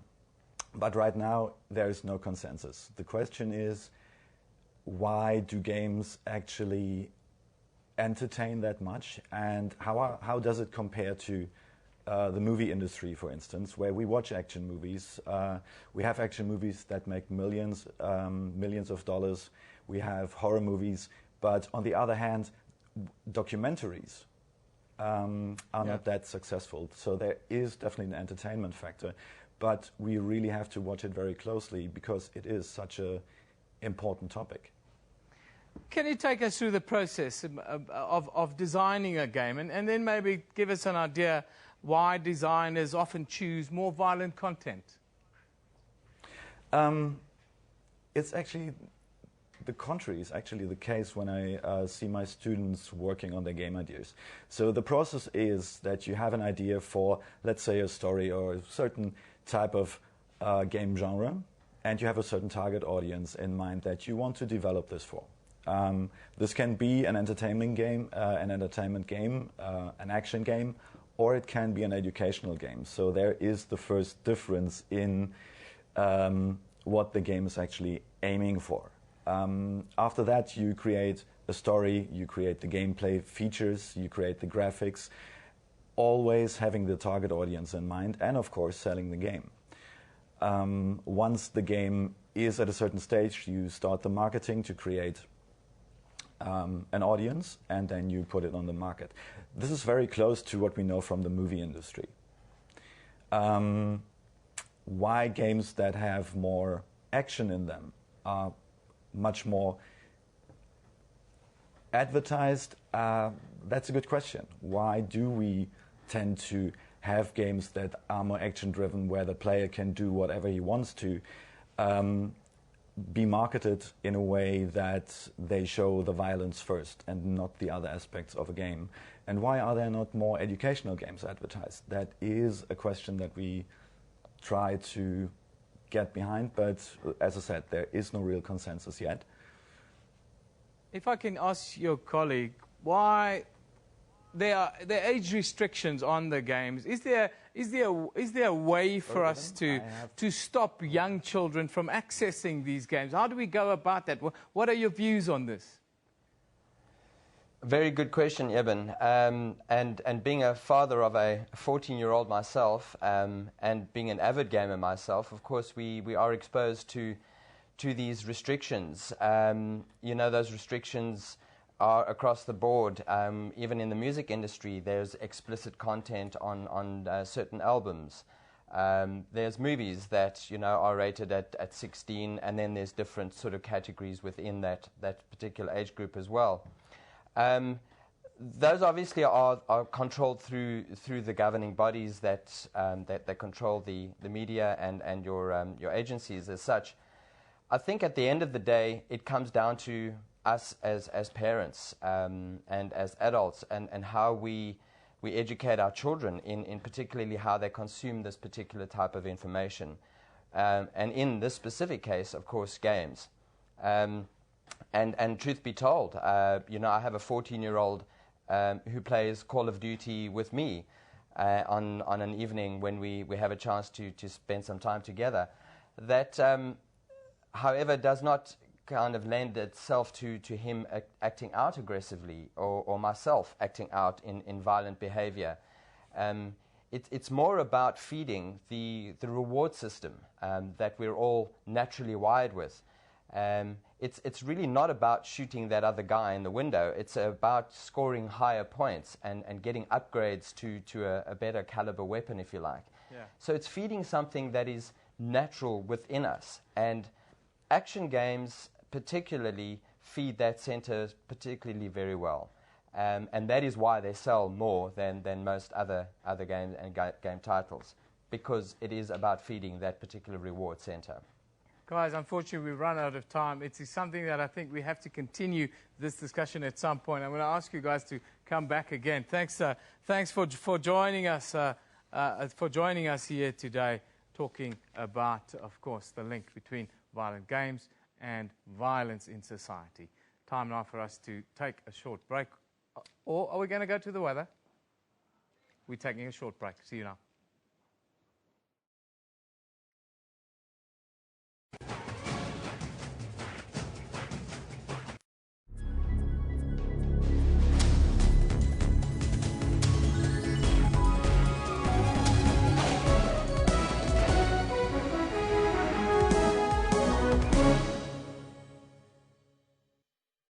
One other person has been shot dead and another is in a critical condition in hospital. The CRL has laid charges against controversial televangelist Paseka Motsoneng. More than 1.3 million South Africans have been added in the past 2 registration weekends. The International Monetary Fund warns that policy uncertainty could dampen economic growth in South Africa. And all eyes are on the new Bok coach, Alistair Coetzee, his challenge to keep everyone in the country happy.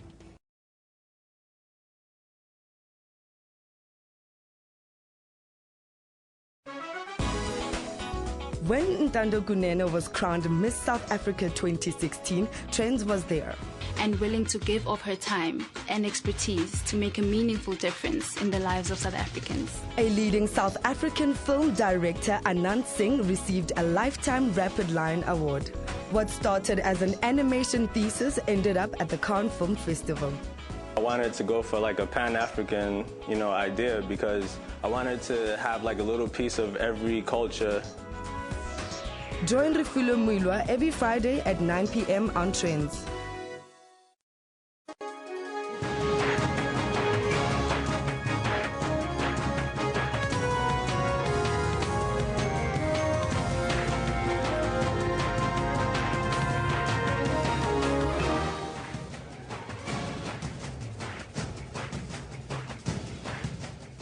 very good morning to you. It's Friday the 13th of May 2016. This is Newsroom on SABC News on Channel 404.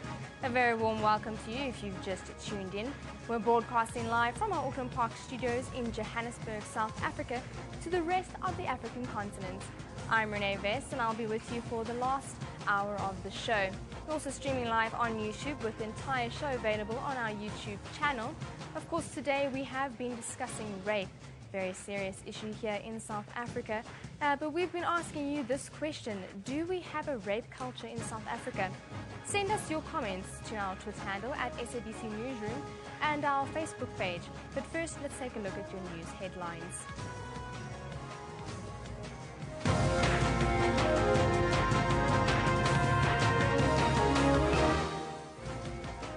Unprecedented judgment, the South Gauteng High Court has given the go-ahead to the Silicosis class action suit against mining companies.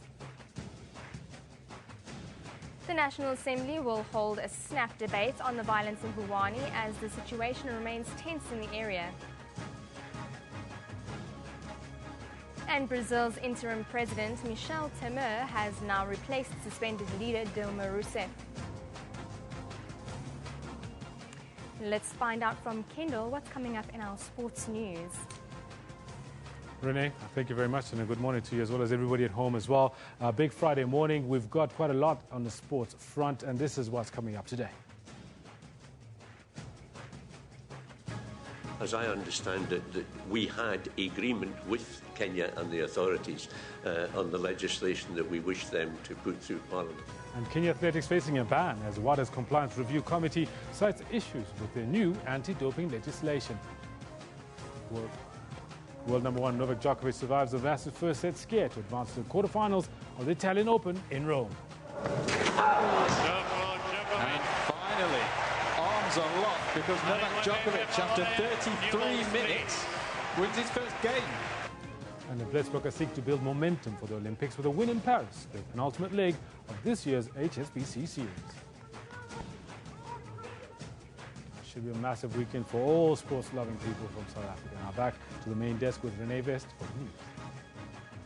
Thank you very much, Kendall. The High Court in Johannesburg has given the green light for thousands of gold miners and their families to bring class action to claim compensation from mining companies for contracting silicosis. 56 workers and family members brought today's court application, but the number of workers who will benefit from the ruling is estimated at over 200,000. The judge delivered the judgment. We have to assume, for the present purposes, that the mining companies violated their constitutional, statutory and common law rights, as at this stage the mine workers have made out a prima facie case in this regard. That being so, the vast majority of them who cannot sue individually would have to live with the fact that the law, with all its promises, affords them no remedy for the pain and suffering endured while battling the growth of the fibrotic forest in their ever-depleting lungs. But in the context of this case, class action is the only realistic option through which most mine workers can assert their claims effectively against the mining companies. This is the only avenue to realize the right of access to courts, which is guaranteed by the Constitution. Ekurhuleni police say they will continue to monitor Katlehong, east of Johannesburg, this morning, following the torching of shops belonging to foreign nationals last night. Police say the attacks could have been sparked by the recent death of a resident. The victim was allegedly shot and killed by a foreign national after an attempted shop robbery. A raging inferno, fanned by strong winds under the cover of darkness. And where it's still safe, it's a race against time to pick up what they can. It all happened after this foreign national shop was broken into. According to eyewitnesses, this is the hole created by suspects to gain entry into the building, and a few minutes later, the shop was looted. And it was all ended in this ugly fashion.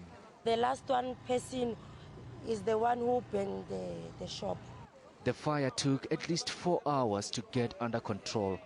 Despite this incident, community members are still showing their support. Here in our area, we don't have a problem with foreign nationals. We need them because they sell at reasonable prices.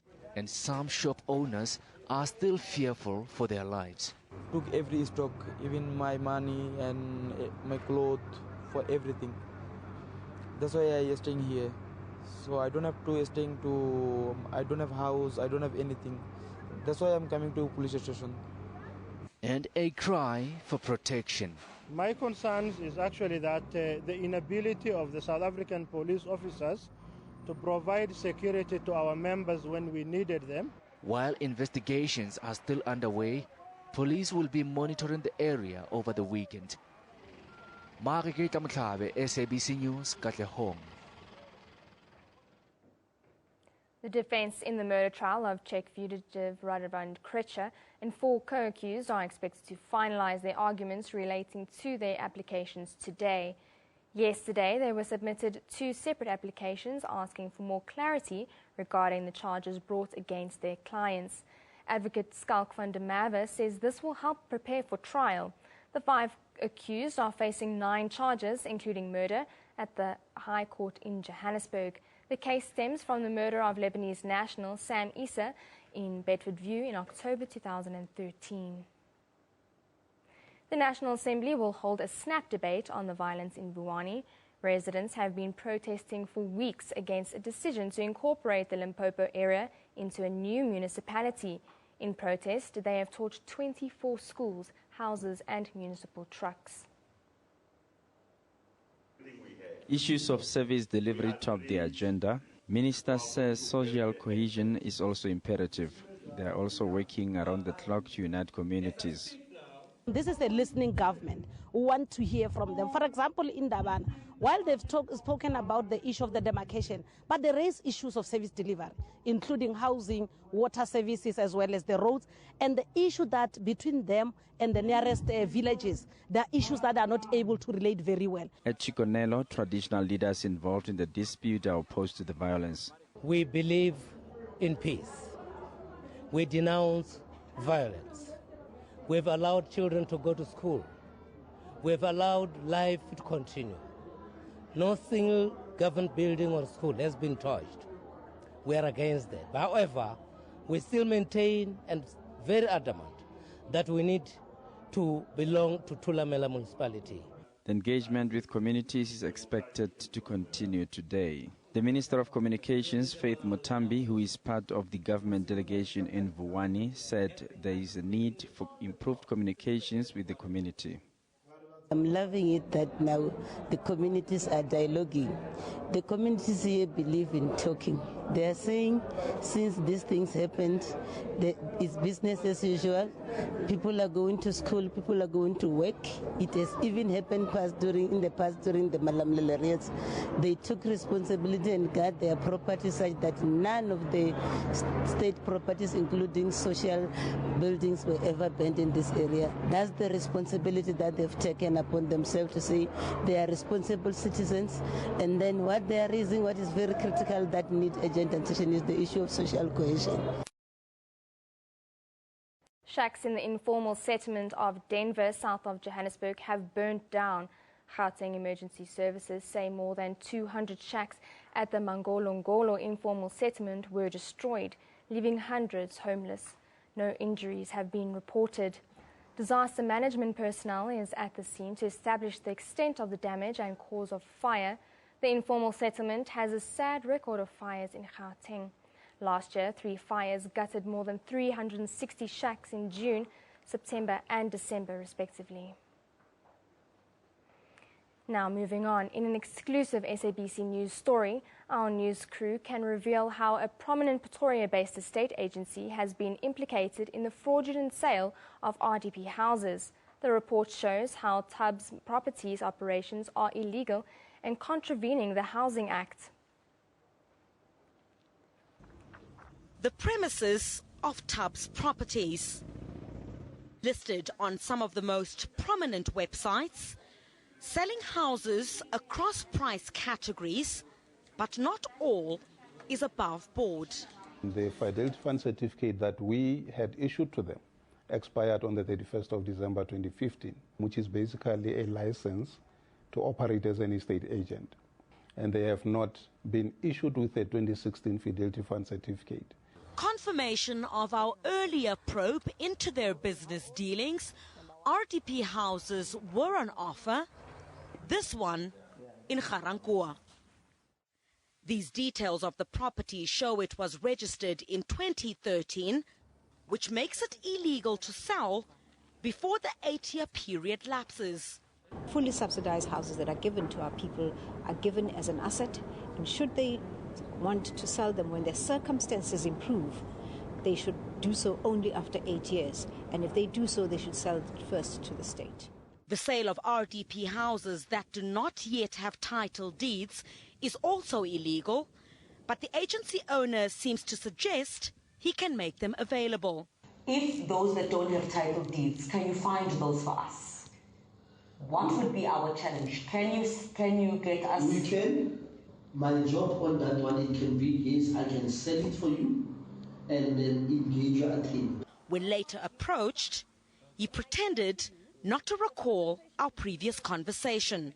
We do get, in the previous market and even in the market, we do get clients who come and inquire and say, can you sell my RDP? It does not have a title deed. The title deed is one process with the municipality and all that. Those RDPs, I don't even put my hands on.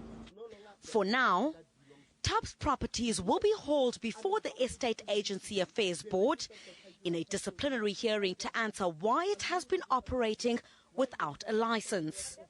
The inquiry will also include alleged misconduct in the sale of RDP houses. Griselda Lewis, SABC News, in Pretoria. Fort Hare alumni have been urged to recommit to the institution to ensure that young South Africans benefit from its history. The Eastern Cape University is celebrating its centenary this year. It has helped shape the minds of many African leaders. 100 years on, and this iconic university stands strong. It's seen thousands of young minds pass through its doors. It has history in terms of, for instance, having produced 5 leaders of countries, including our own. It has a lot of rich history just in terms of the culture that it represents. And therefore, it is important for leaders to continue to support Fort Hare. As it commemorates its beginnings, there's hope that those who benefited will not forget it. To give back to the university, we plow back so that those who come behind us, they can be able to sail quite easily. With such a legacy, no simple celebration would do. So significant that we've got to continue celebrating for the whole year. The actual birthday was on the 8th of February. That's when the celebration started. So on the 20th of May is going to be celebration that is under the banner of government of the Republic of South Africa.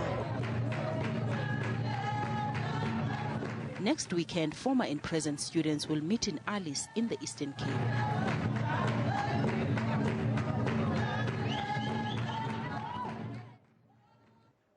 Brazil has entered a new era as interim President Michel Temer took power from suspended leader Dilma Rousseff.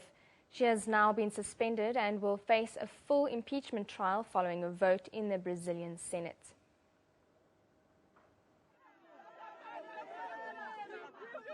Dilma Rousseff is facing the ordeal of an impeachment trial expected to last as long as 6 months.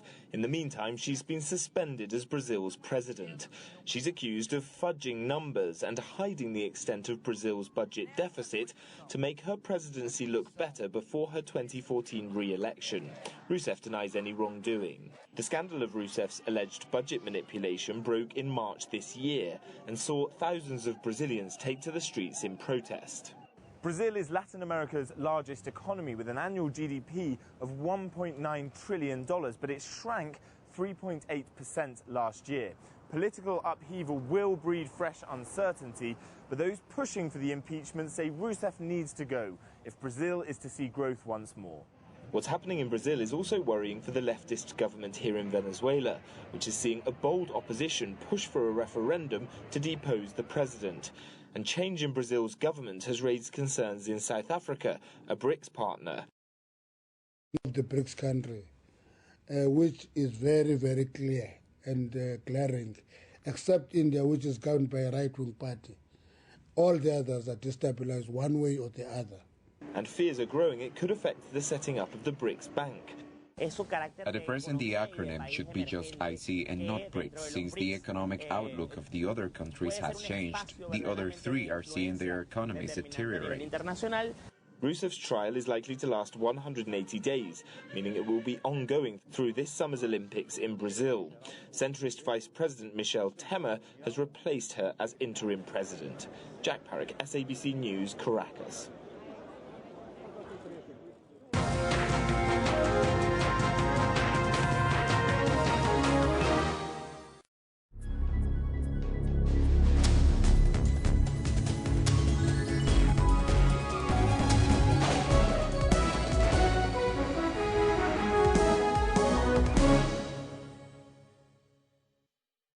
One other person has been shot dead and another is in a critical condition in hospital. The CRL has laid charges against controversial televangelist Paseka Motsoneng. More than 1.3 million South Africans have been added in the past 2 registration weekends. The International Monetary Fund warns that policy uncertainty could dampen economic growth in South Africa. And all eyes are on the new Bok coach, Alistair Coetzee, his challenge to keep everyone in the country happy.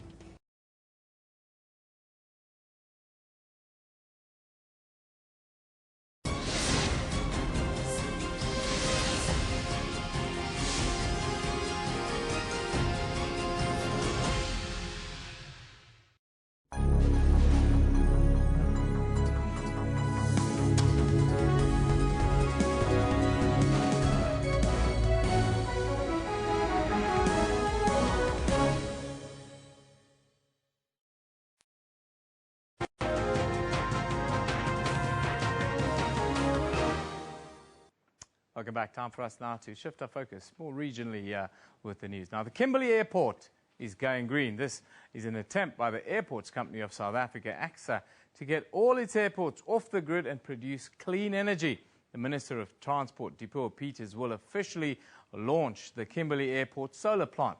The solar energy produced by the plant will be enough to power the airport during daytime.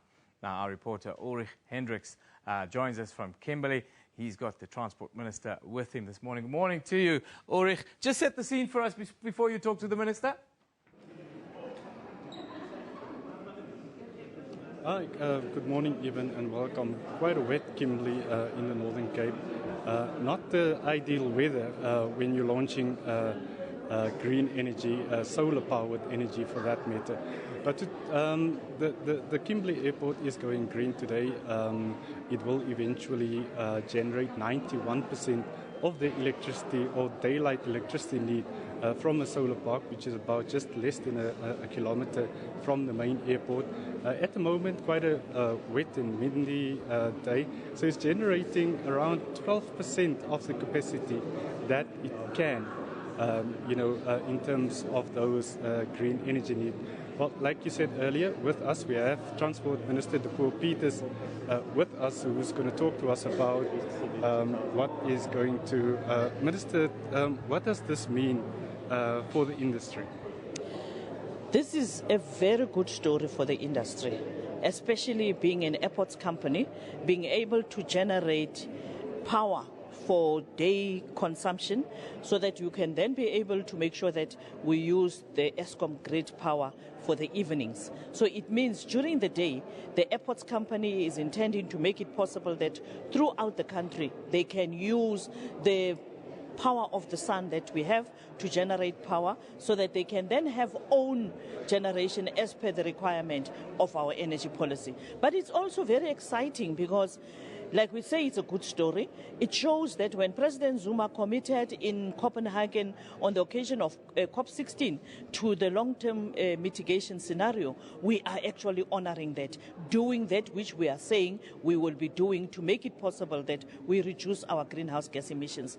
This is one of the steps that, as the transport sector, we said our companies should focus on. So we are going to make sure that many of the transport companies can be able to generate some of the power that they use through solar, through wind, and through alternative energy sources. We're very excited about the trajectory. Already now, this is the second airport that we are launching. We will soon be launching the third one, and the others are under construction. So when we say we've got a good story to tell, truly speaking, we put to practice what the ANC says we must be able to do to make it possible that we can reduce our over-reliance on the grid. So when Eskom has got power challenges, they can call on the airports company to give power to Eskom. So the partnership that we will have between AXA and Eskom is going to be strengthened more and more with more of the airports coming on stream. So we are very excited about this. This particular plant is going to generate about 500 kilowatt per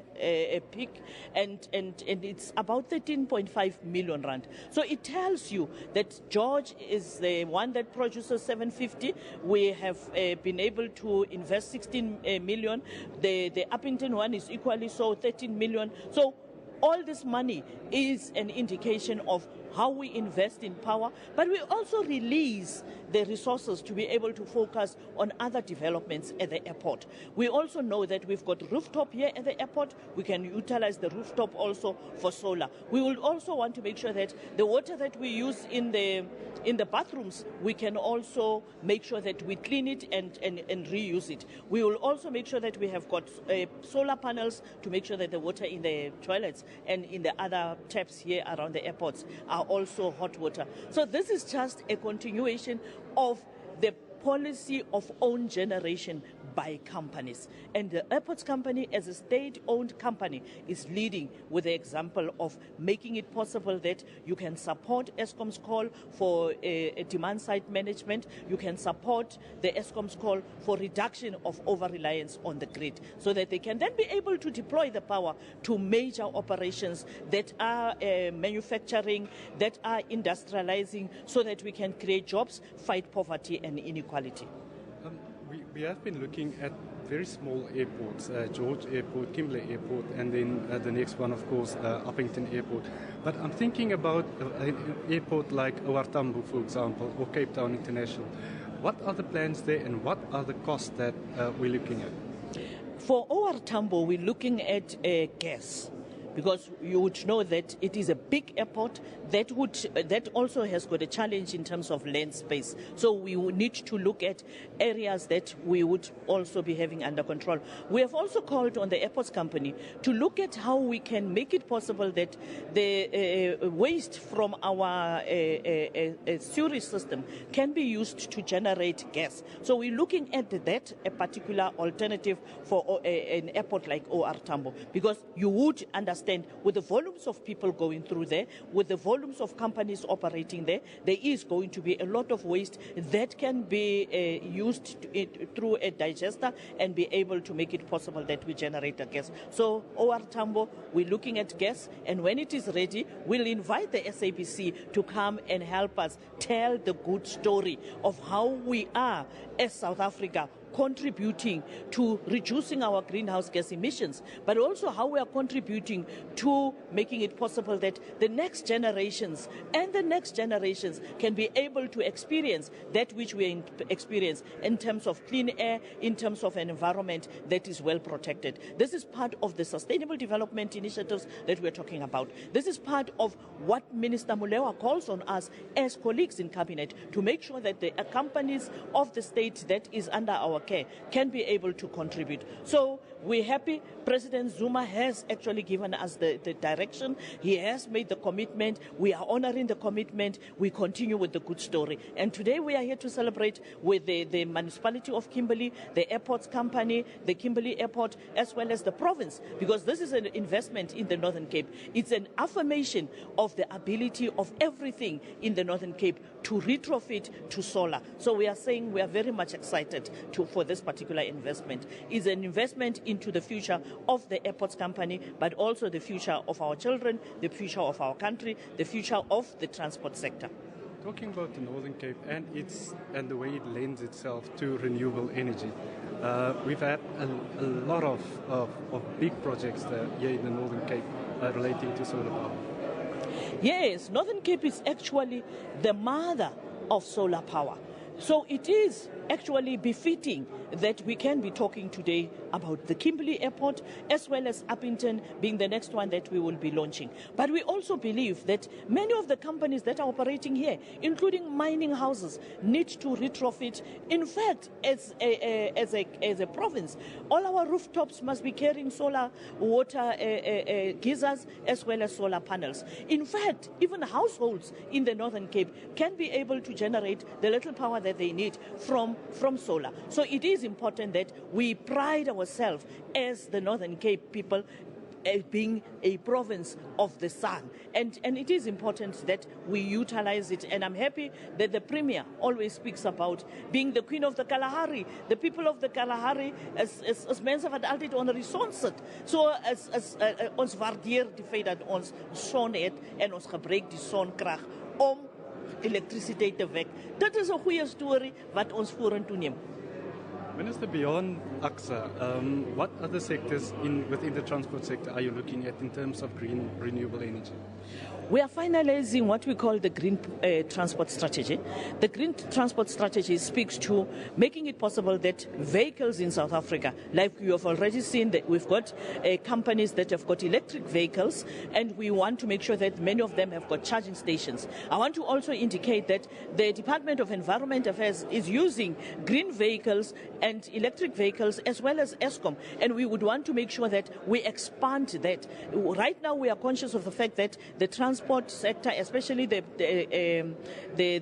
electric vehicles, are still a bit expensive. We are happy for the investment the Department of Science and Technology has done in the Jewel, which is a prototype of an electric vehicle. But we are also working with the taxi industry to look at LPG, which is liquefied petroleum gas, or concentrated natural gas, to make it possible that they can then not rely on fuel like petrol and diesel, but rather on gas. We are also looking at others to make it possible that we can invest in this thing. I'm happy to indicate to you that there is a test that is being done with using tobacco to produce jet fuel. So that is one of the good stories, and many others that are coming.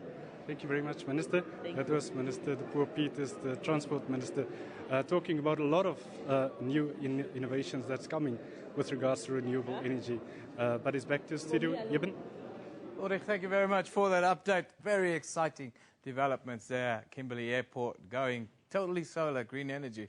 Wonderful. Now, moving on. South Africa's Deputy President, Cyril Ramaphosa, is leading a South African delegation at the World Economic Forum Africa in Rwanda. Let's go live to Rwanda to hear what the Deputy President has to say. And the political landscape is not unique to South Africa.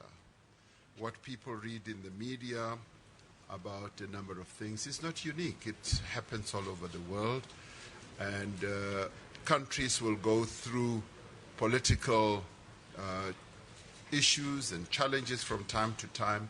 But in our case, what we are sure about and what we can rest assured anyone who is an observer of South Africa is that the South African democracy is stable, it's strong, it's robust.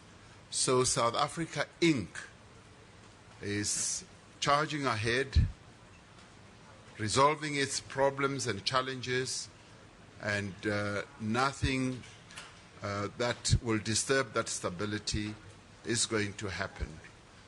We have far too much at stake as a country and as a democracy to allow any form of instability to derail the process that we are involved in.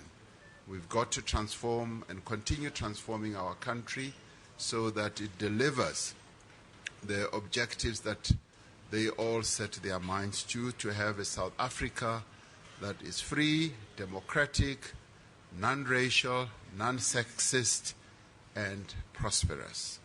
We are on course to doing precisely that, and we will not turn back from that historic cause that we were given by our forebears when they formed the ANC 104 years ago. And here you are dealing with an organization that's governing the country that is 104 years old. So it is steeped in history, in tradition.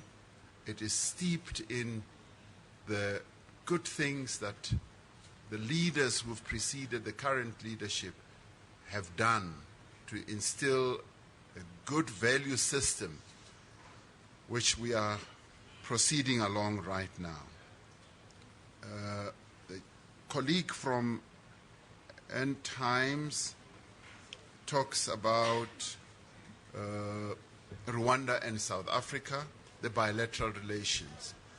Our mere presence here in Kigali, where we are participating at a fairly high level of government, and where we are also accompanied by a sizable delegation not only of business but also of state-owned enterprises and, may I add, non-governmental institutions which make up Team South Africa, means that South Africa and Rwanda are two countries that, existing on the African continent, have embraced this notion, this African notion of working together, of doing things together to achieve our 2063 objectives as a continent.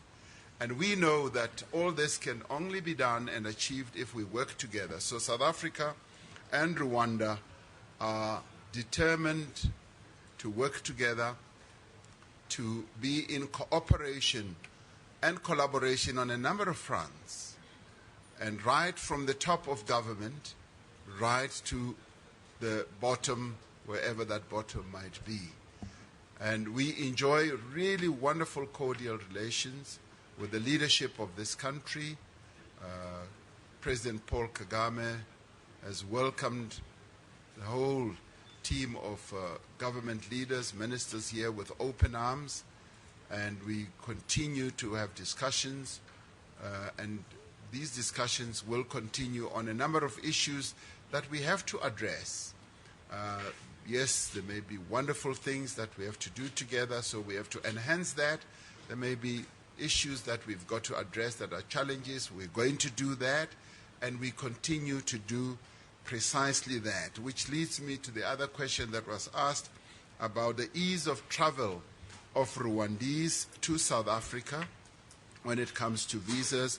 This matter is part of the ingredients that we're talking about and looking at, and clearly, in order to enhance integration on the African continent, this is precisely one of the things that we've got to address and solve, that there must be easy flow of people across countries in Africa, and if you like, between South Africa and Rwanda.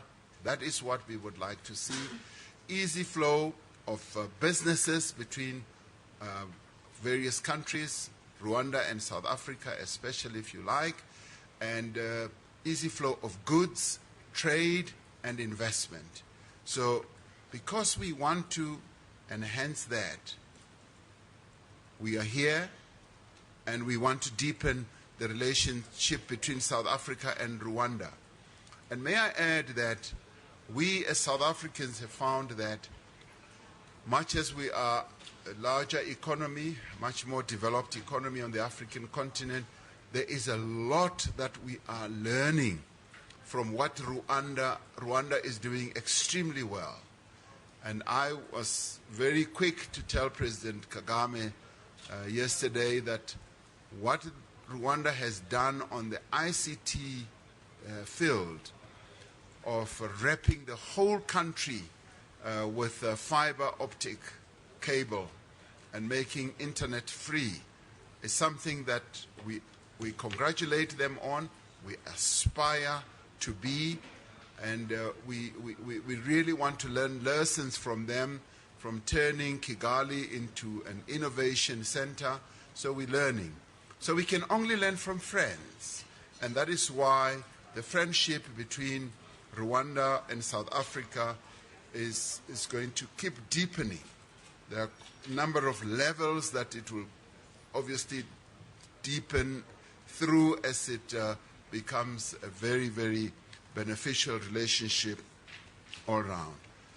Stephen Grotes from Eyewitness News asked the question, why should investors invest in South Africa, which at the regulatory level, one has to go through hoops and loops before you can make any headway, and yet here you get things done very quickly. Now, we have decided as a government that in as far as one of the barriers, the constraints that we have had in relation to people investing in our country has been raised very prominently by business people, that our regulatory environment is a constraint. We've got too many barriers for people to do business. The ease of doing business and opening business in South Africa is very complicated and convoluted. Now, we've responded to that. We've responded to that, and Minister Radebe has addressed that on a number of occasions emanating from cabinet decisions.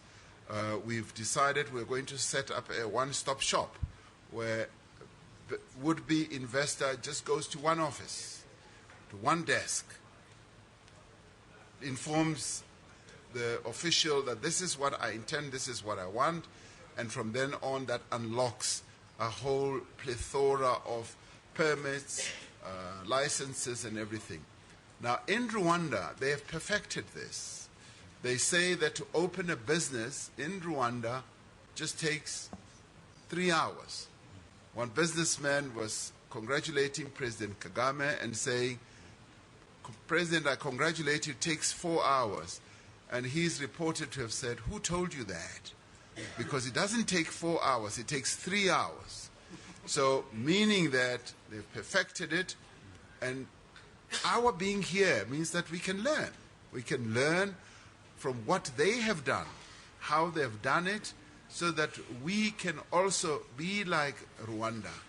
Rwanda is doing very well when it comes to that, and they can learn from us, from a number of other things that we are doing well. Stephen says, this happens because one department is at odds with another department. And Stephen, if that has been your understanding, your perception, it will be something of the past, because we're streamlining the way we function, the way our various government departments are going to be cooperating going forward. Another colleague raised the issue of, yes, part of the visa issues. He said, we've addressed it in relation to Kenya. Why are we doing it on a piecemeal basis? We are taking steps, and determined steps, to address this whole issue of enabling people to travel in and out of South Africa. And we've had to look at a number of considerations, security, enabling people to travel in, and the documentation side, and that is being straightened out, is being ironed out, and we are finding solutions as we move on. I think that addresses all the questions that were raised in this round of questions. And my two colleagues, Minister Radebe and Minister Cele, may well want to lay emphasis on one or other issues. Maybe you should. Thanks, Deputy President. just want to add what the Deputy President has said on the issue of integration. And one of the sessions on integration was on this infrastructure. There is good progress in Africa to interconnect. If one takes one area of infrastructure of ports, rail, aviation,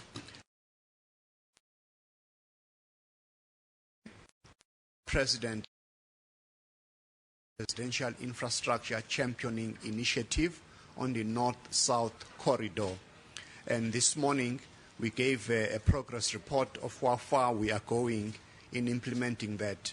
But before I emphasize on this point, I need to indicate that South Africa being a champion, we have started a process of fast-tracking many of these projects with the assistance of the Boston Consulting Group, BCG, and the Development Bank of Southern Africa and the Presidency in order to ensure that we bring many of these projects towards bankability.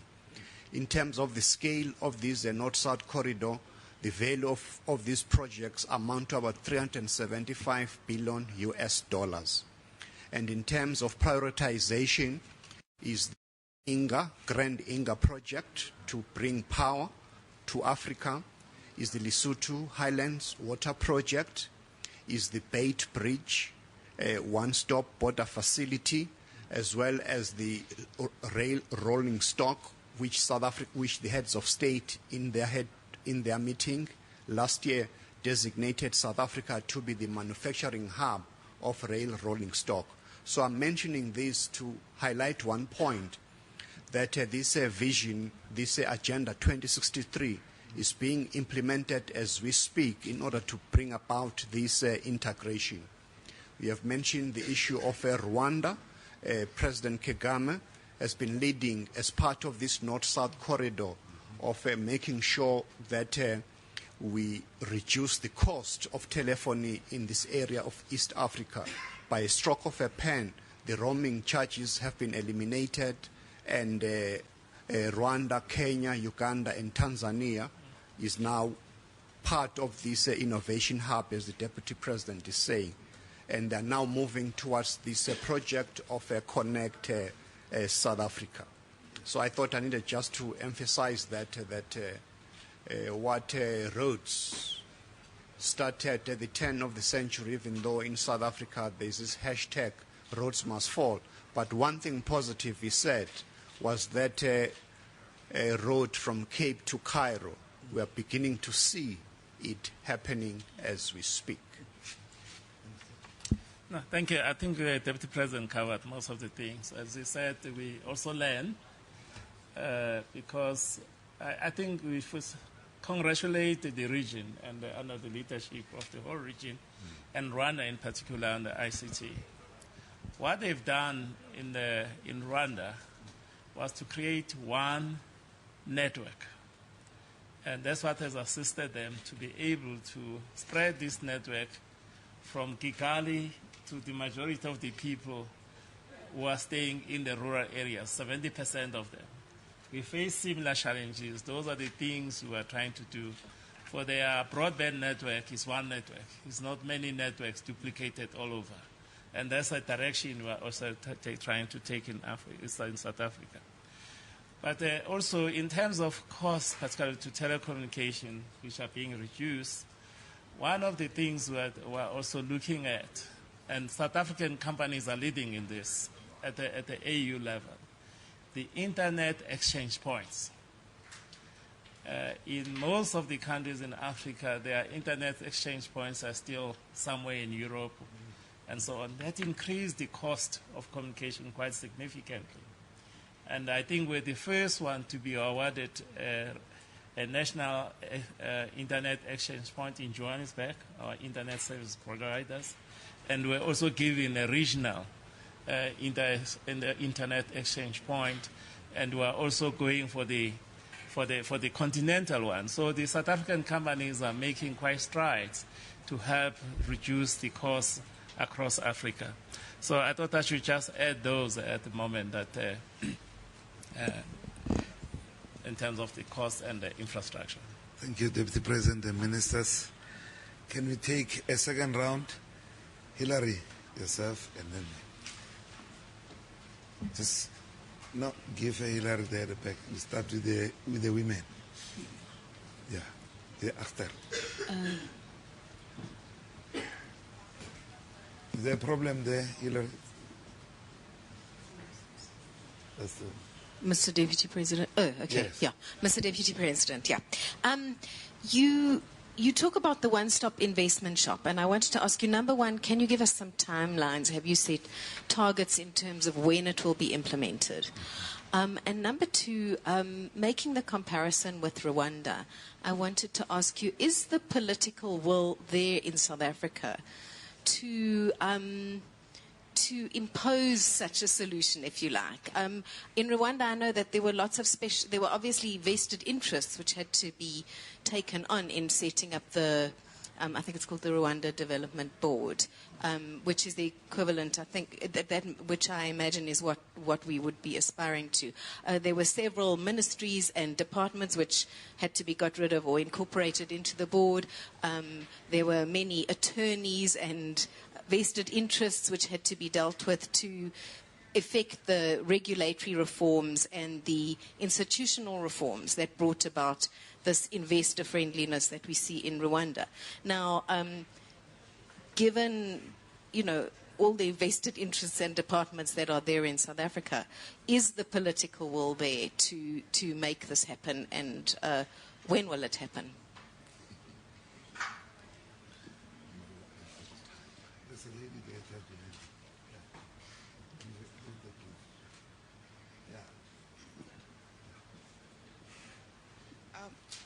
Good morning, Deputy President. Looking at what we discussed on the fourth industrial revolution, and in order to make sure that South Africa... Just speak a bit louder. I'm saying, looking at when we talk about the fourth industrial revolution, and one of the most important points that we need to draw on, which is development in agriculture, food security,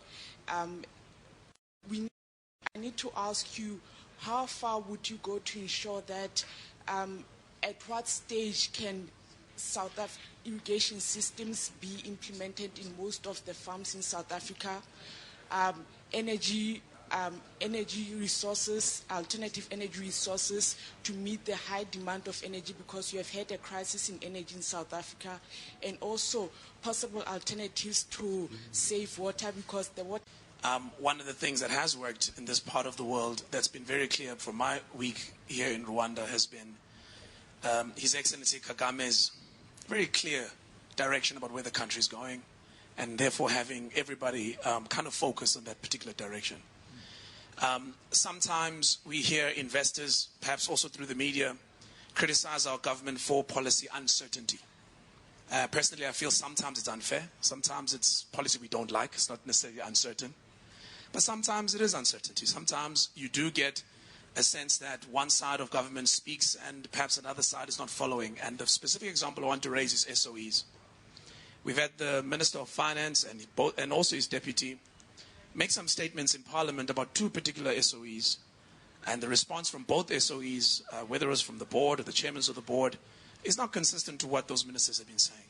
And if I was an investor, that's not policy I don't like. That's clearly people who are not singing from the same hymn sheet. What kind of conversations or steps are being taken by government to make sure that we don't expose ourselves to that unnecessary criticism that I would submit is founded and very fair? That indeed sometimes, or a lot of times, we don't sing from the same hymn sheet.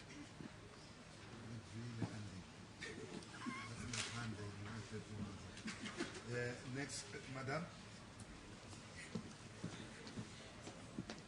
Good day, it's Siobhan Cassidy from the African News Agency. I'd like to ask Minister Twele if... Cape Town.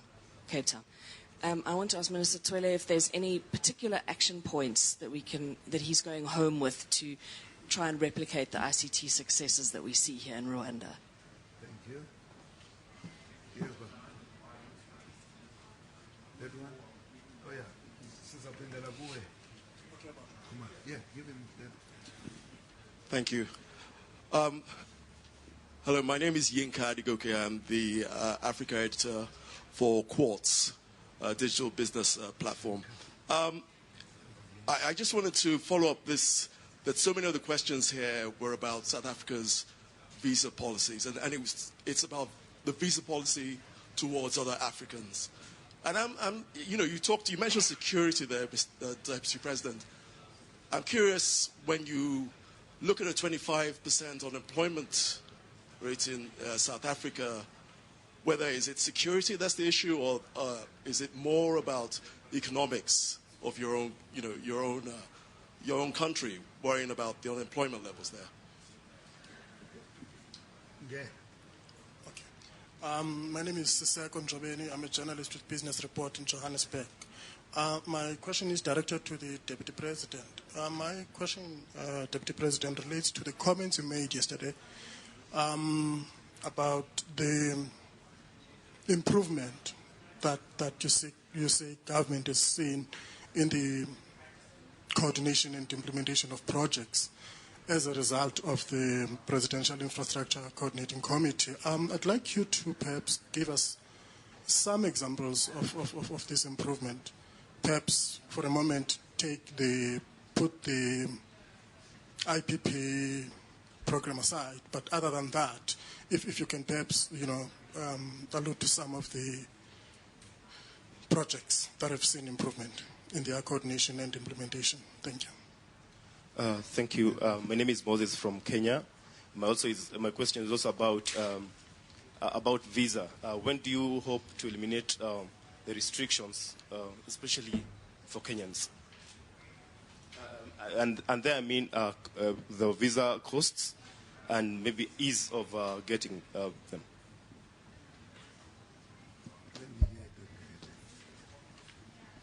Just a follow-up question to Minister Radebe. You mentioned the Grand Inga project. We've been talking about that year in, year out.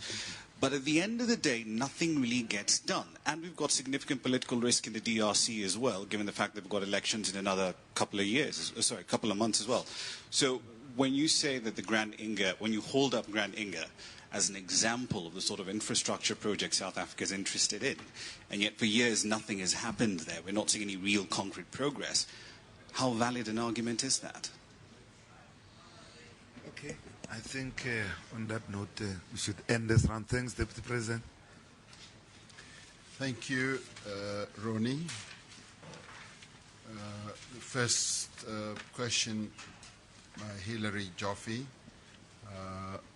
The timeline issue in terms of setting up this one-stop shop, I'll ask Minister Jeff Radebe to respond to that, as he is most well placed as the minister in the presidency dealing with evaluating and monitoring performance in government. So he has all the answers when it comes to that. He watches all of us like a hawk to see whether we live up to what we have to do. So he may well have the time frame in mind. Is there political will? And you relate what happened here, and also say that they had a number of challenges that they had to navigate around. And yes, the political will is there. And the political will emanates from the interaction that we've had with a number of role players in our country. The business community, the NGO community have raised this from time and time and time.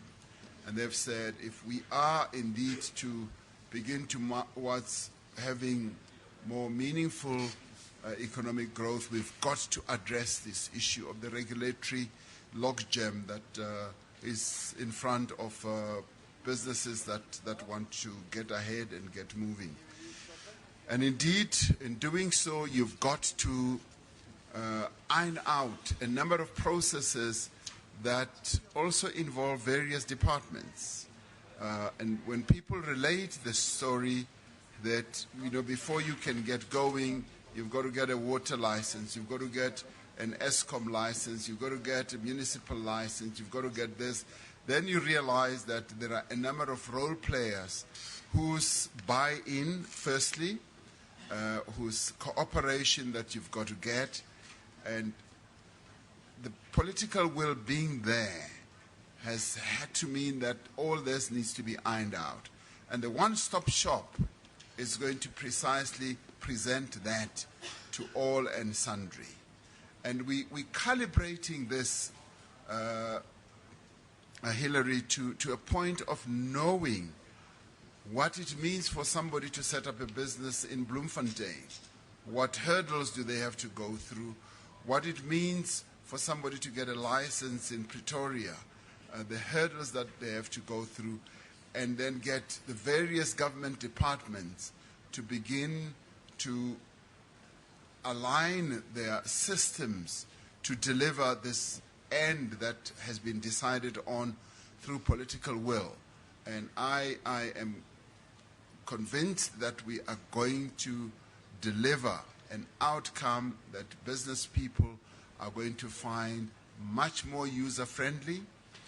It may not come to doing everything in 3 hours as they do in Rwanda, but certainly it is going to mean that the regulatory framework in terms of the ease of doing business is going to be made a lot better so that people can have much ease of doing business in South Africa.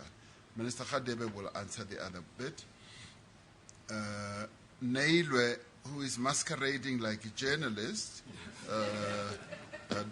though she is a highly valued, on-the-move type of person recognized by the World Economic Forum, asked the question on irrigation systems, energy, as well as saving water. Now, the issue of water, as you know, is a huge challenge for us in South Africa. We are a water-scarce country, and we've got to conserve water every hour of the day, as much as we possibly can.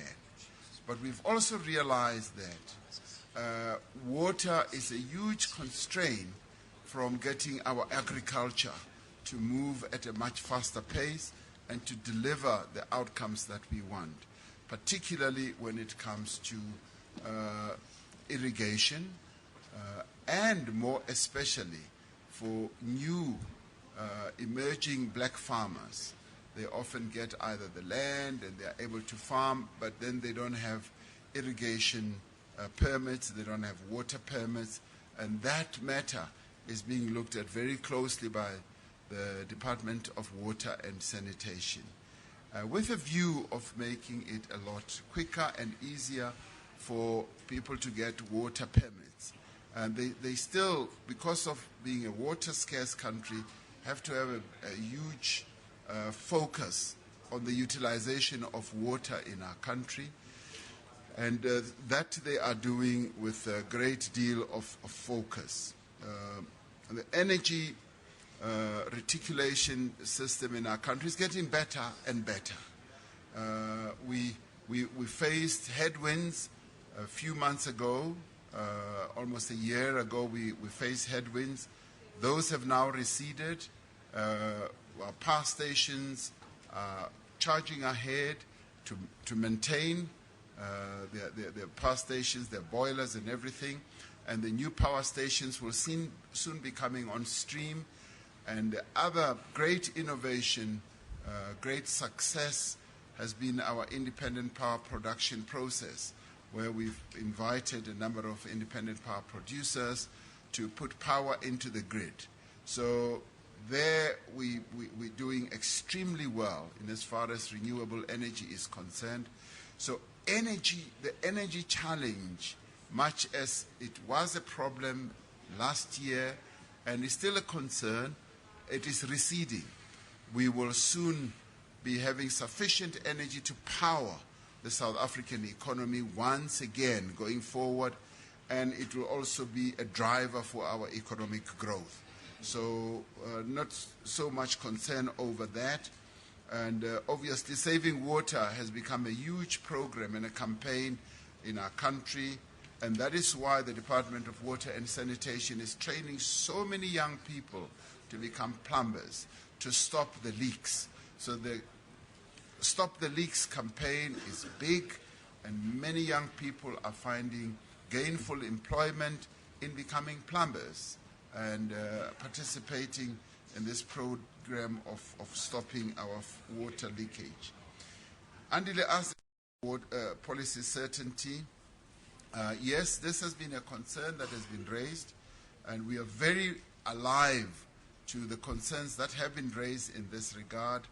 And what we can say with the resolve that we have now, also as part of the 9-point plan that we adopted to make sure that from a policy point of view we can have more certainty, so that those business people that we deal with can be assured of the fact that when the government says this is the policy, indeed it results in being the policy. Now, the examples that you were giving where a state-owned enterprise was doing a number of things that seemed to contradict, say, for instance, what their shareholder, the minister, was saying. Those are operational matters. They are not really policy-oriented matters. They are operational matters, and that has been a difference of whether you sign that contract or you don't sign that contract. You go ahead with this one or that one. So those are matters that are in hand. They are being addressed. They are being handled. And as we go forward, blips like those will be something of the past. As we streamline the way our state-owned enterprises function and the way they are also governed, because it is also a governance issue, which the interministerial committee that has been set up by the President on state-owned enterprises is also dealing with. We're dealing precisely with how these operational matters, as they impact on governance, need to be addressed and need to be resolved. Shibol, whatever, Cassidy, I don't know whether that was the name, asked the question to the minister. He'll answer that one. One of the colleagues, Jokan, raised the question, when it comes to visas, opening up the visa policy, what do we look at? Is it security at the expense of economics, or is it economics at the expense of security? We are a government. We don't gamble. We don't play, bridge or whatever game that people play. We are a government, and when we do things, we've got to.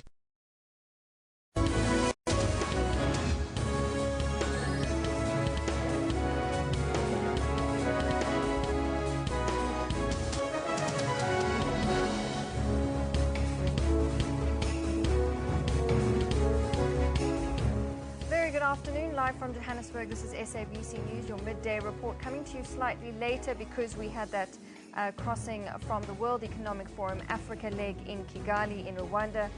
We've been hearing from the Deputy President Cyril Ramaphosa talking at WEF. He's been saying that the forum has been a very fruitful one, not just for government but also for the private sector. And he says that even though our economy is bigger than that of Rwanda's, that we are learning a lot from this forum and learning a lot from Rwanda. So he says that they are enjoying good relations with the government of Paul Kagame, and talking about the political will of South Africa, because we've just been hearing a bit of a question and answer session from the panel there that's been listening to him.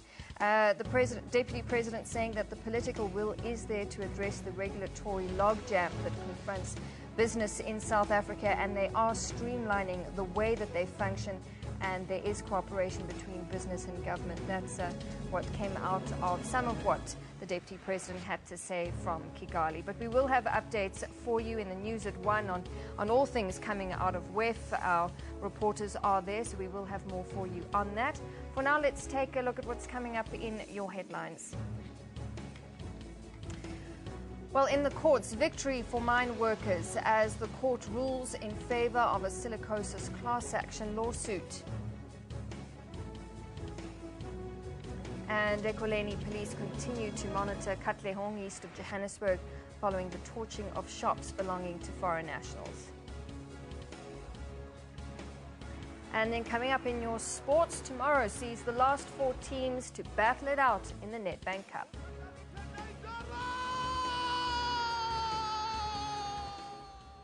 Well, starting at the South Gauteng High Court in Johannesburg, which has ruled that thousands of gold miners and their families may form part of a class action suit.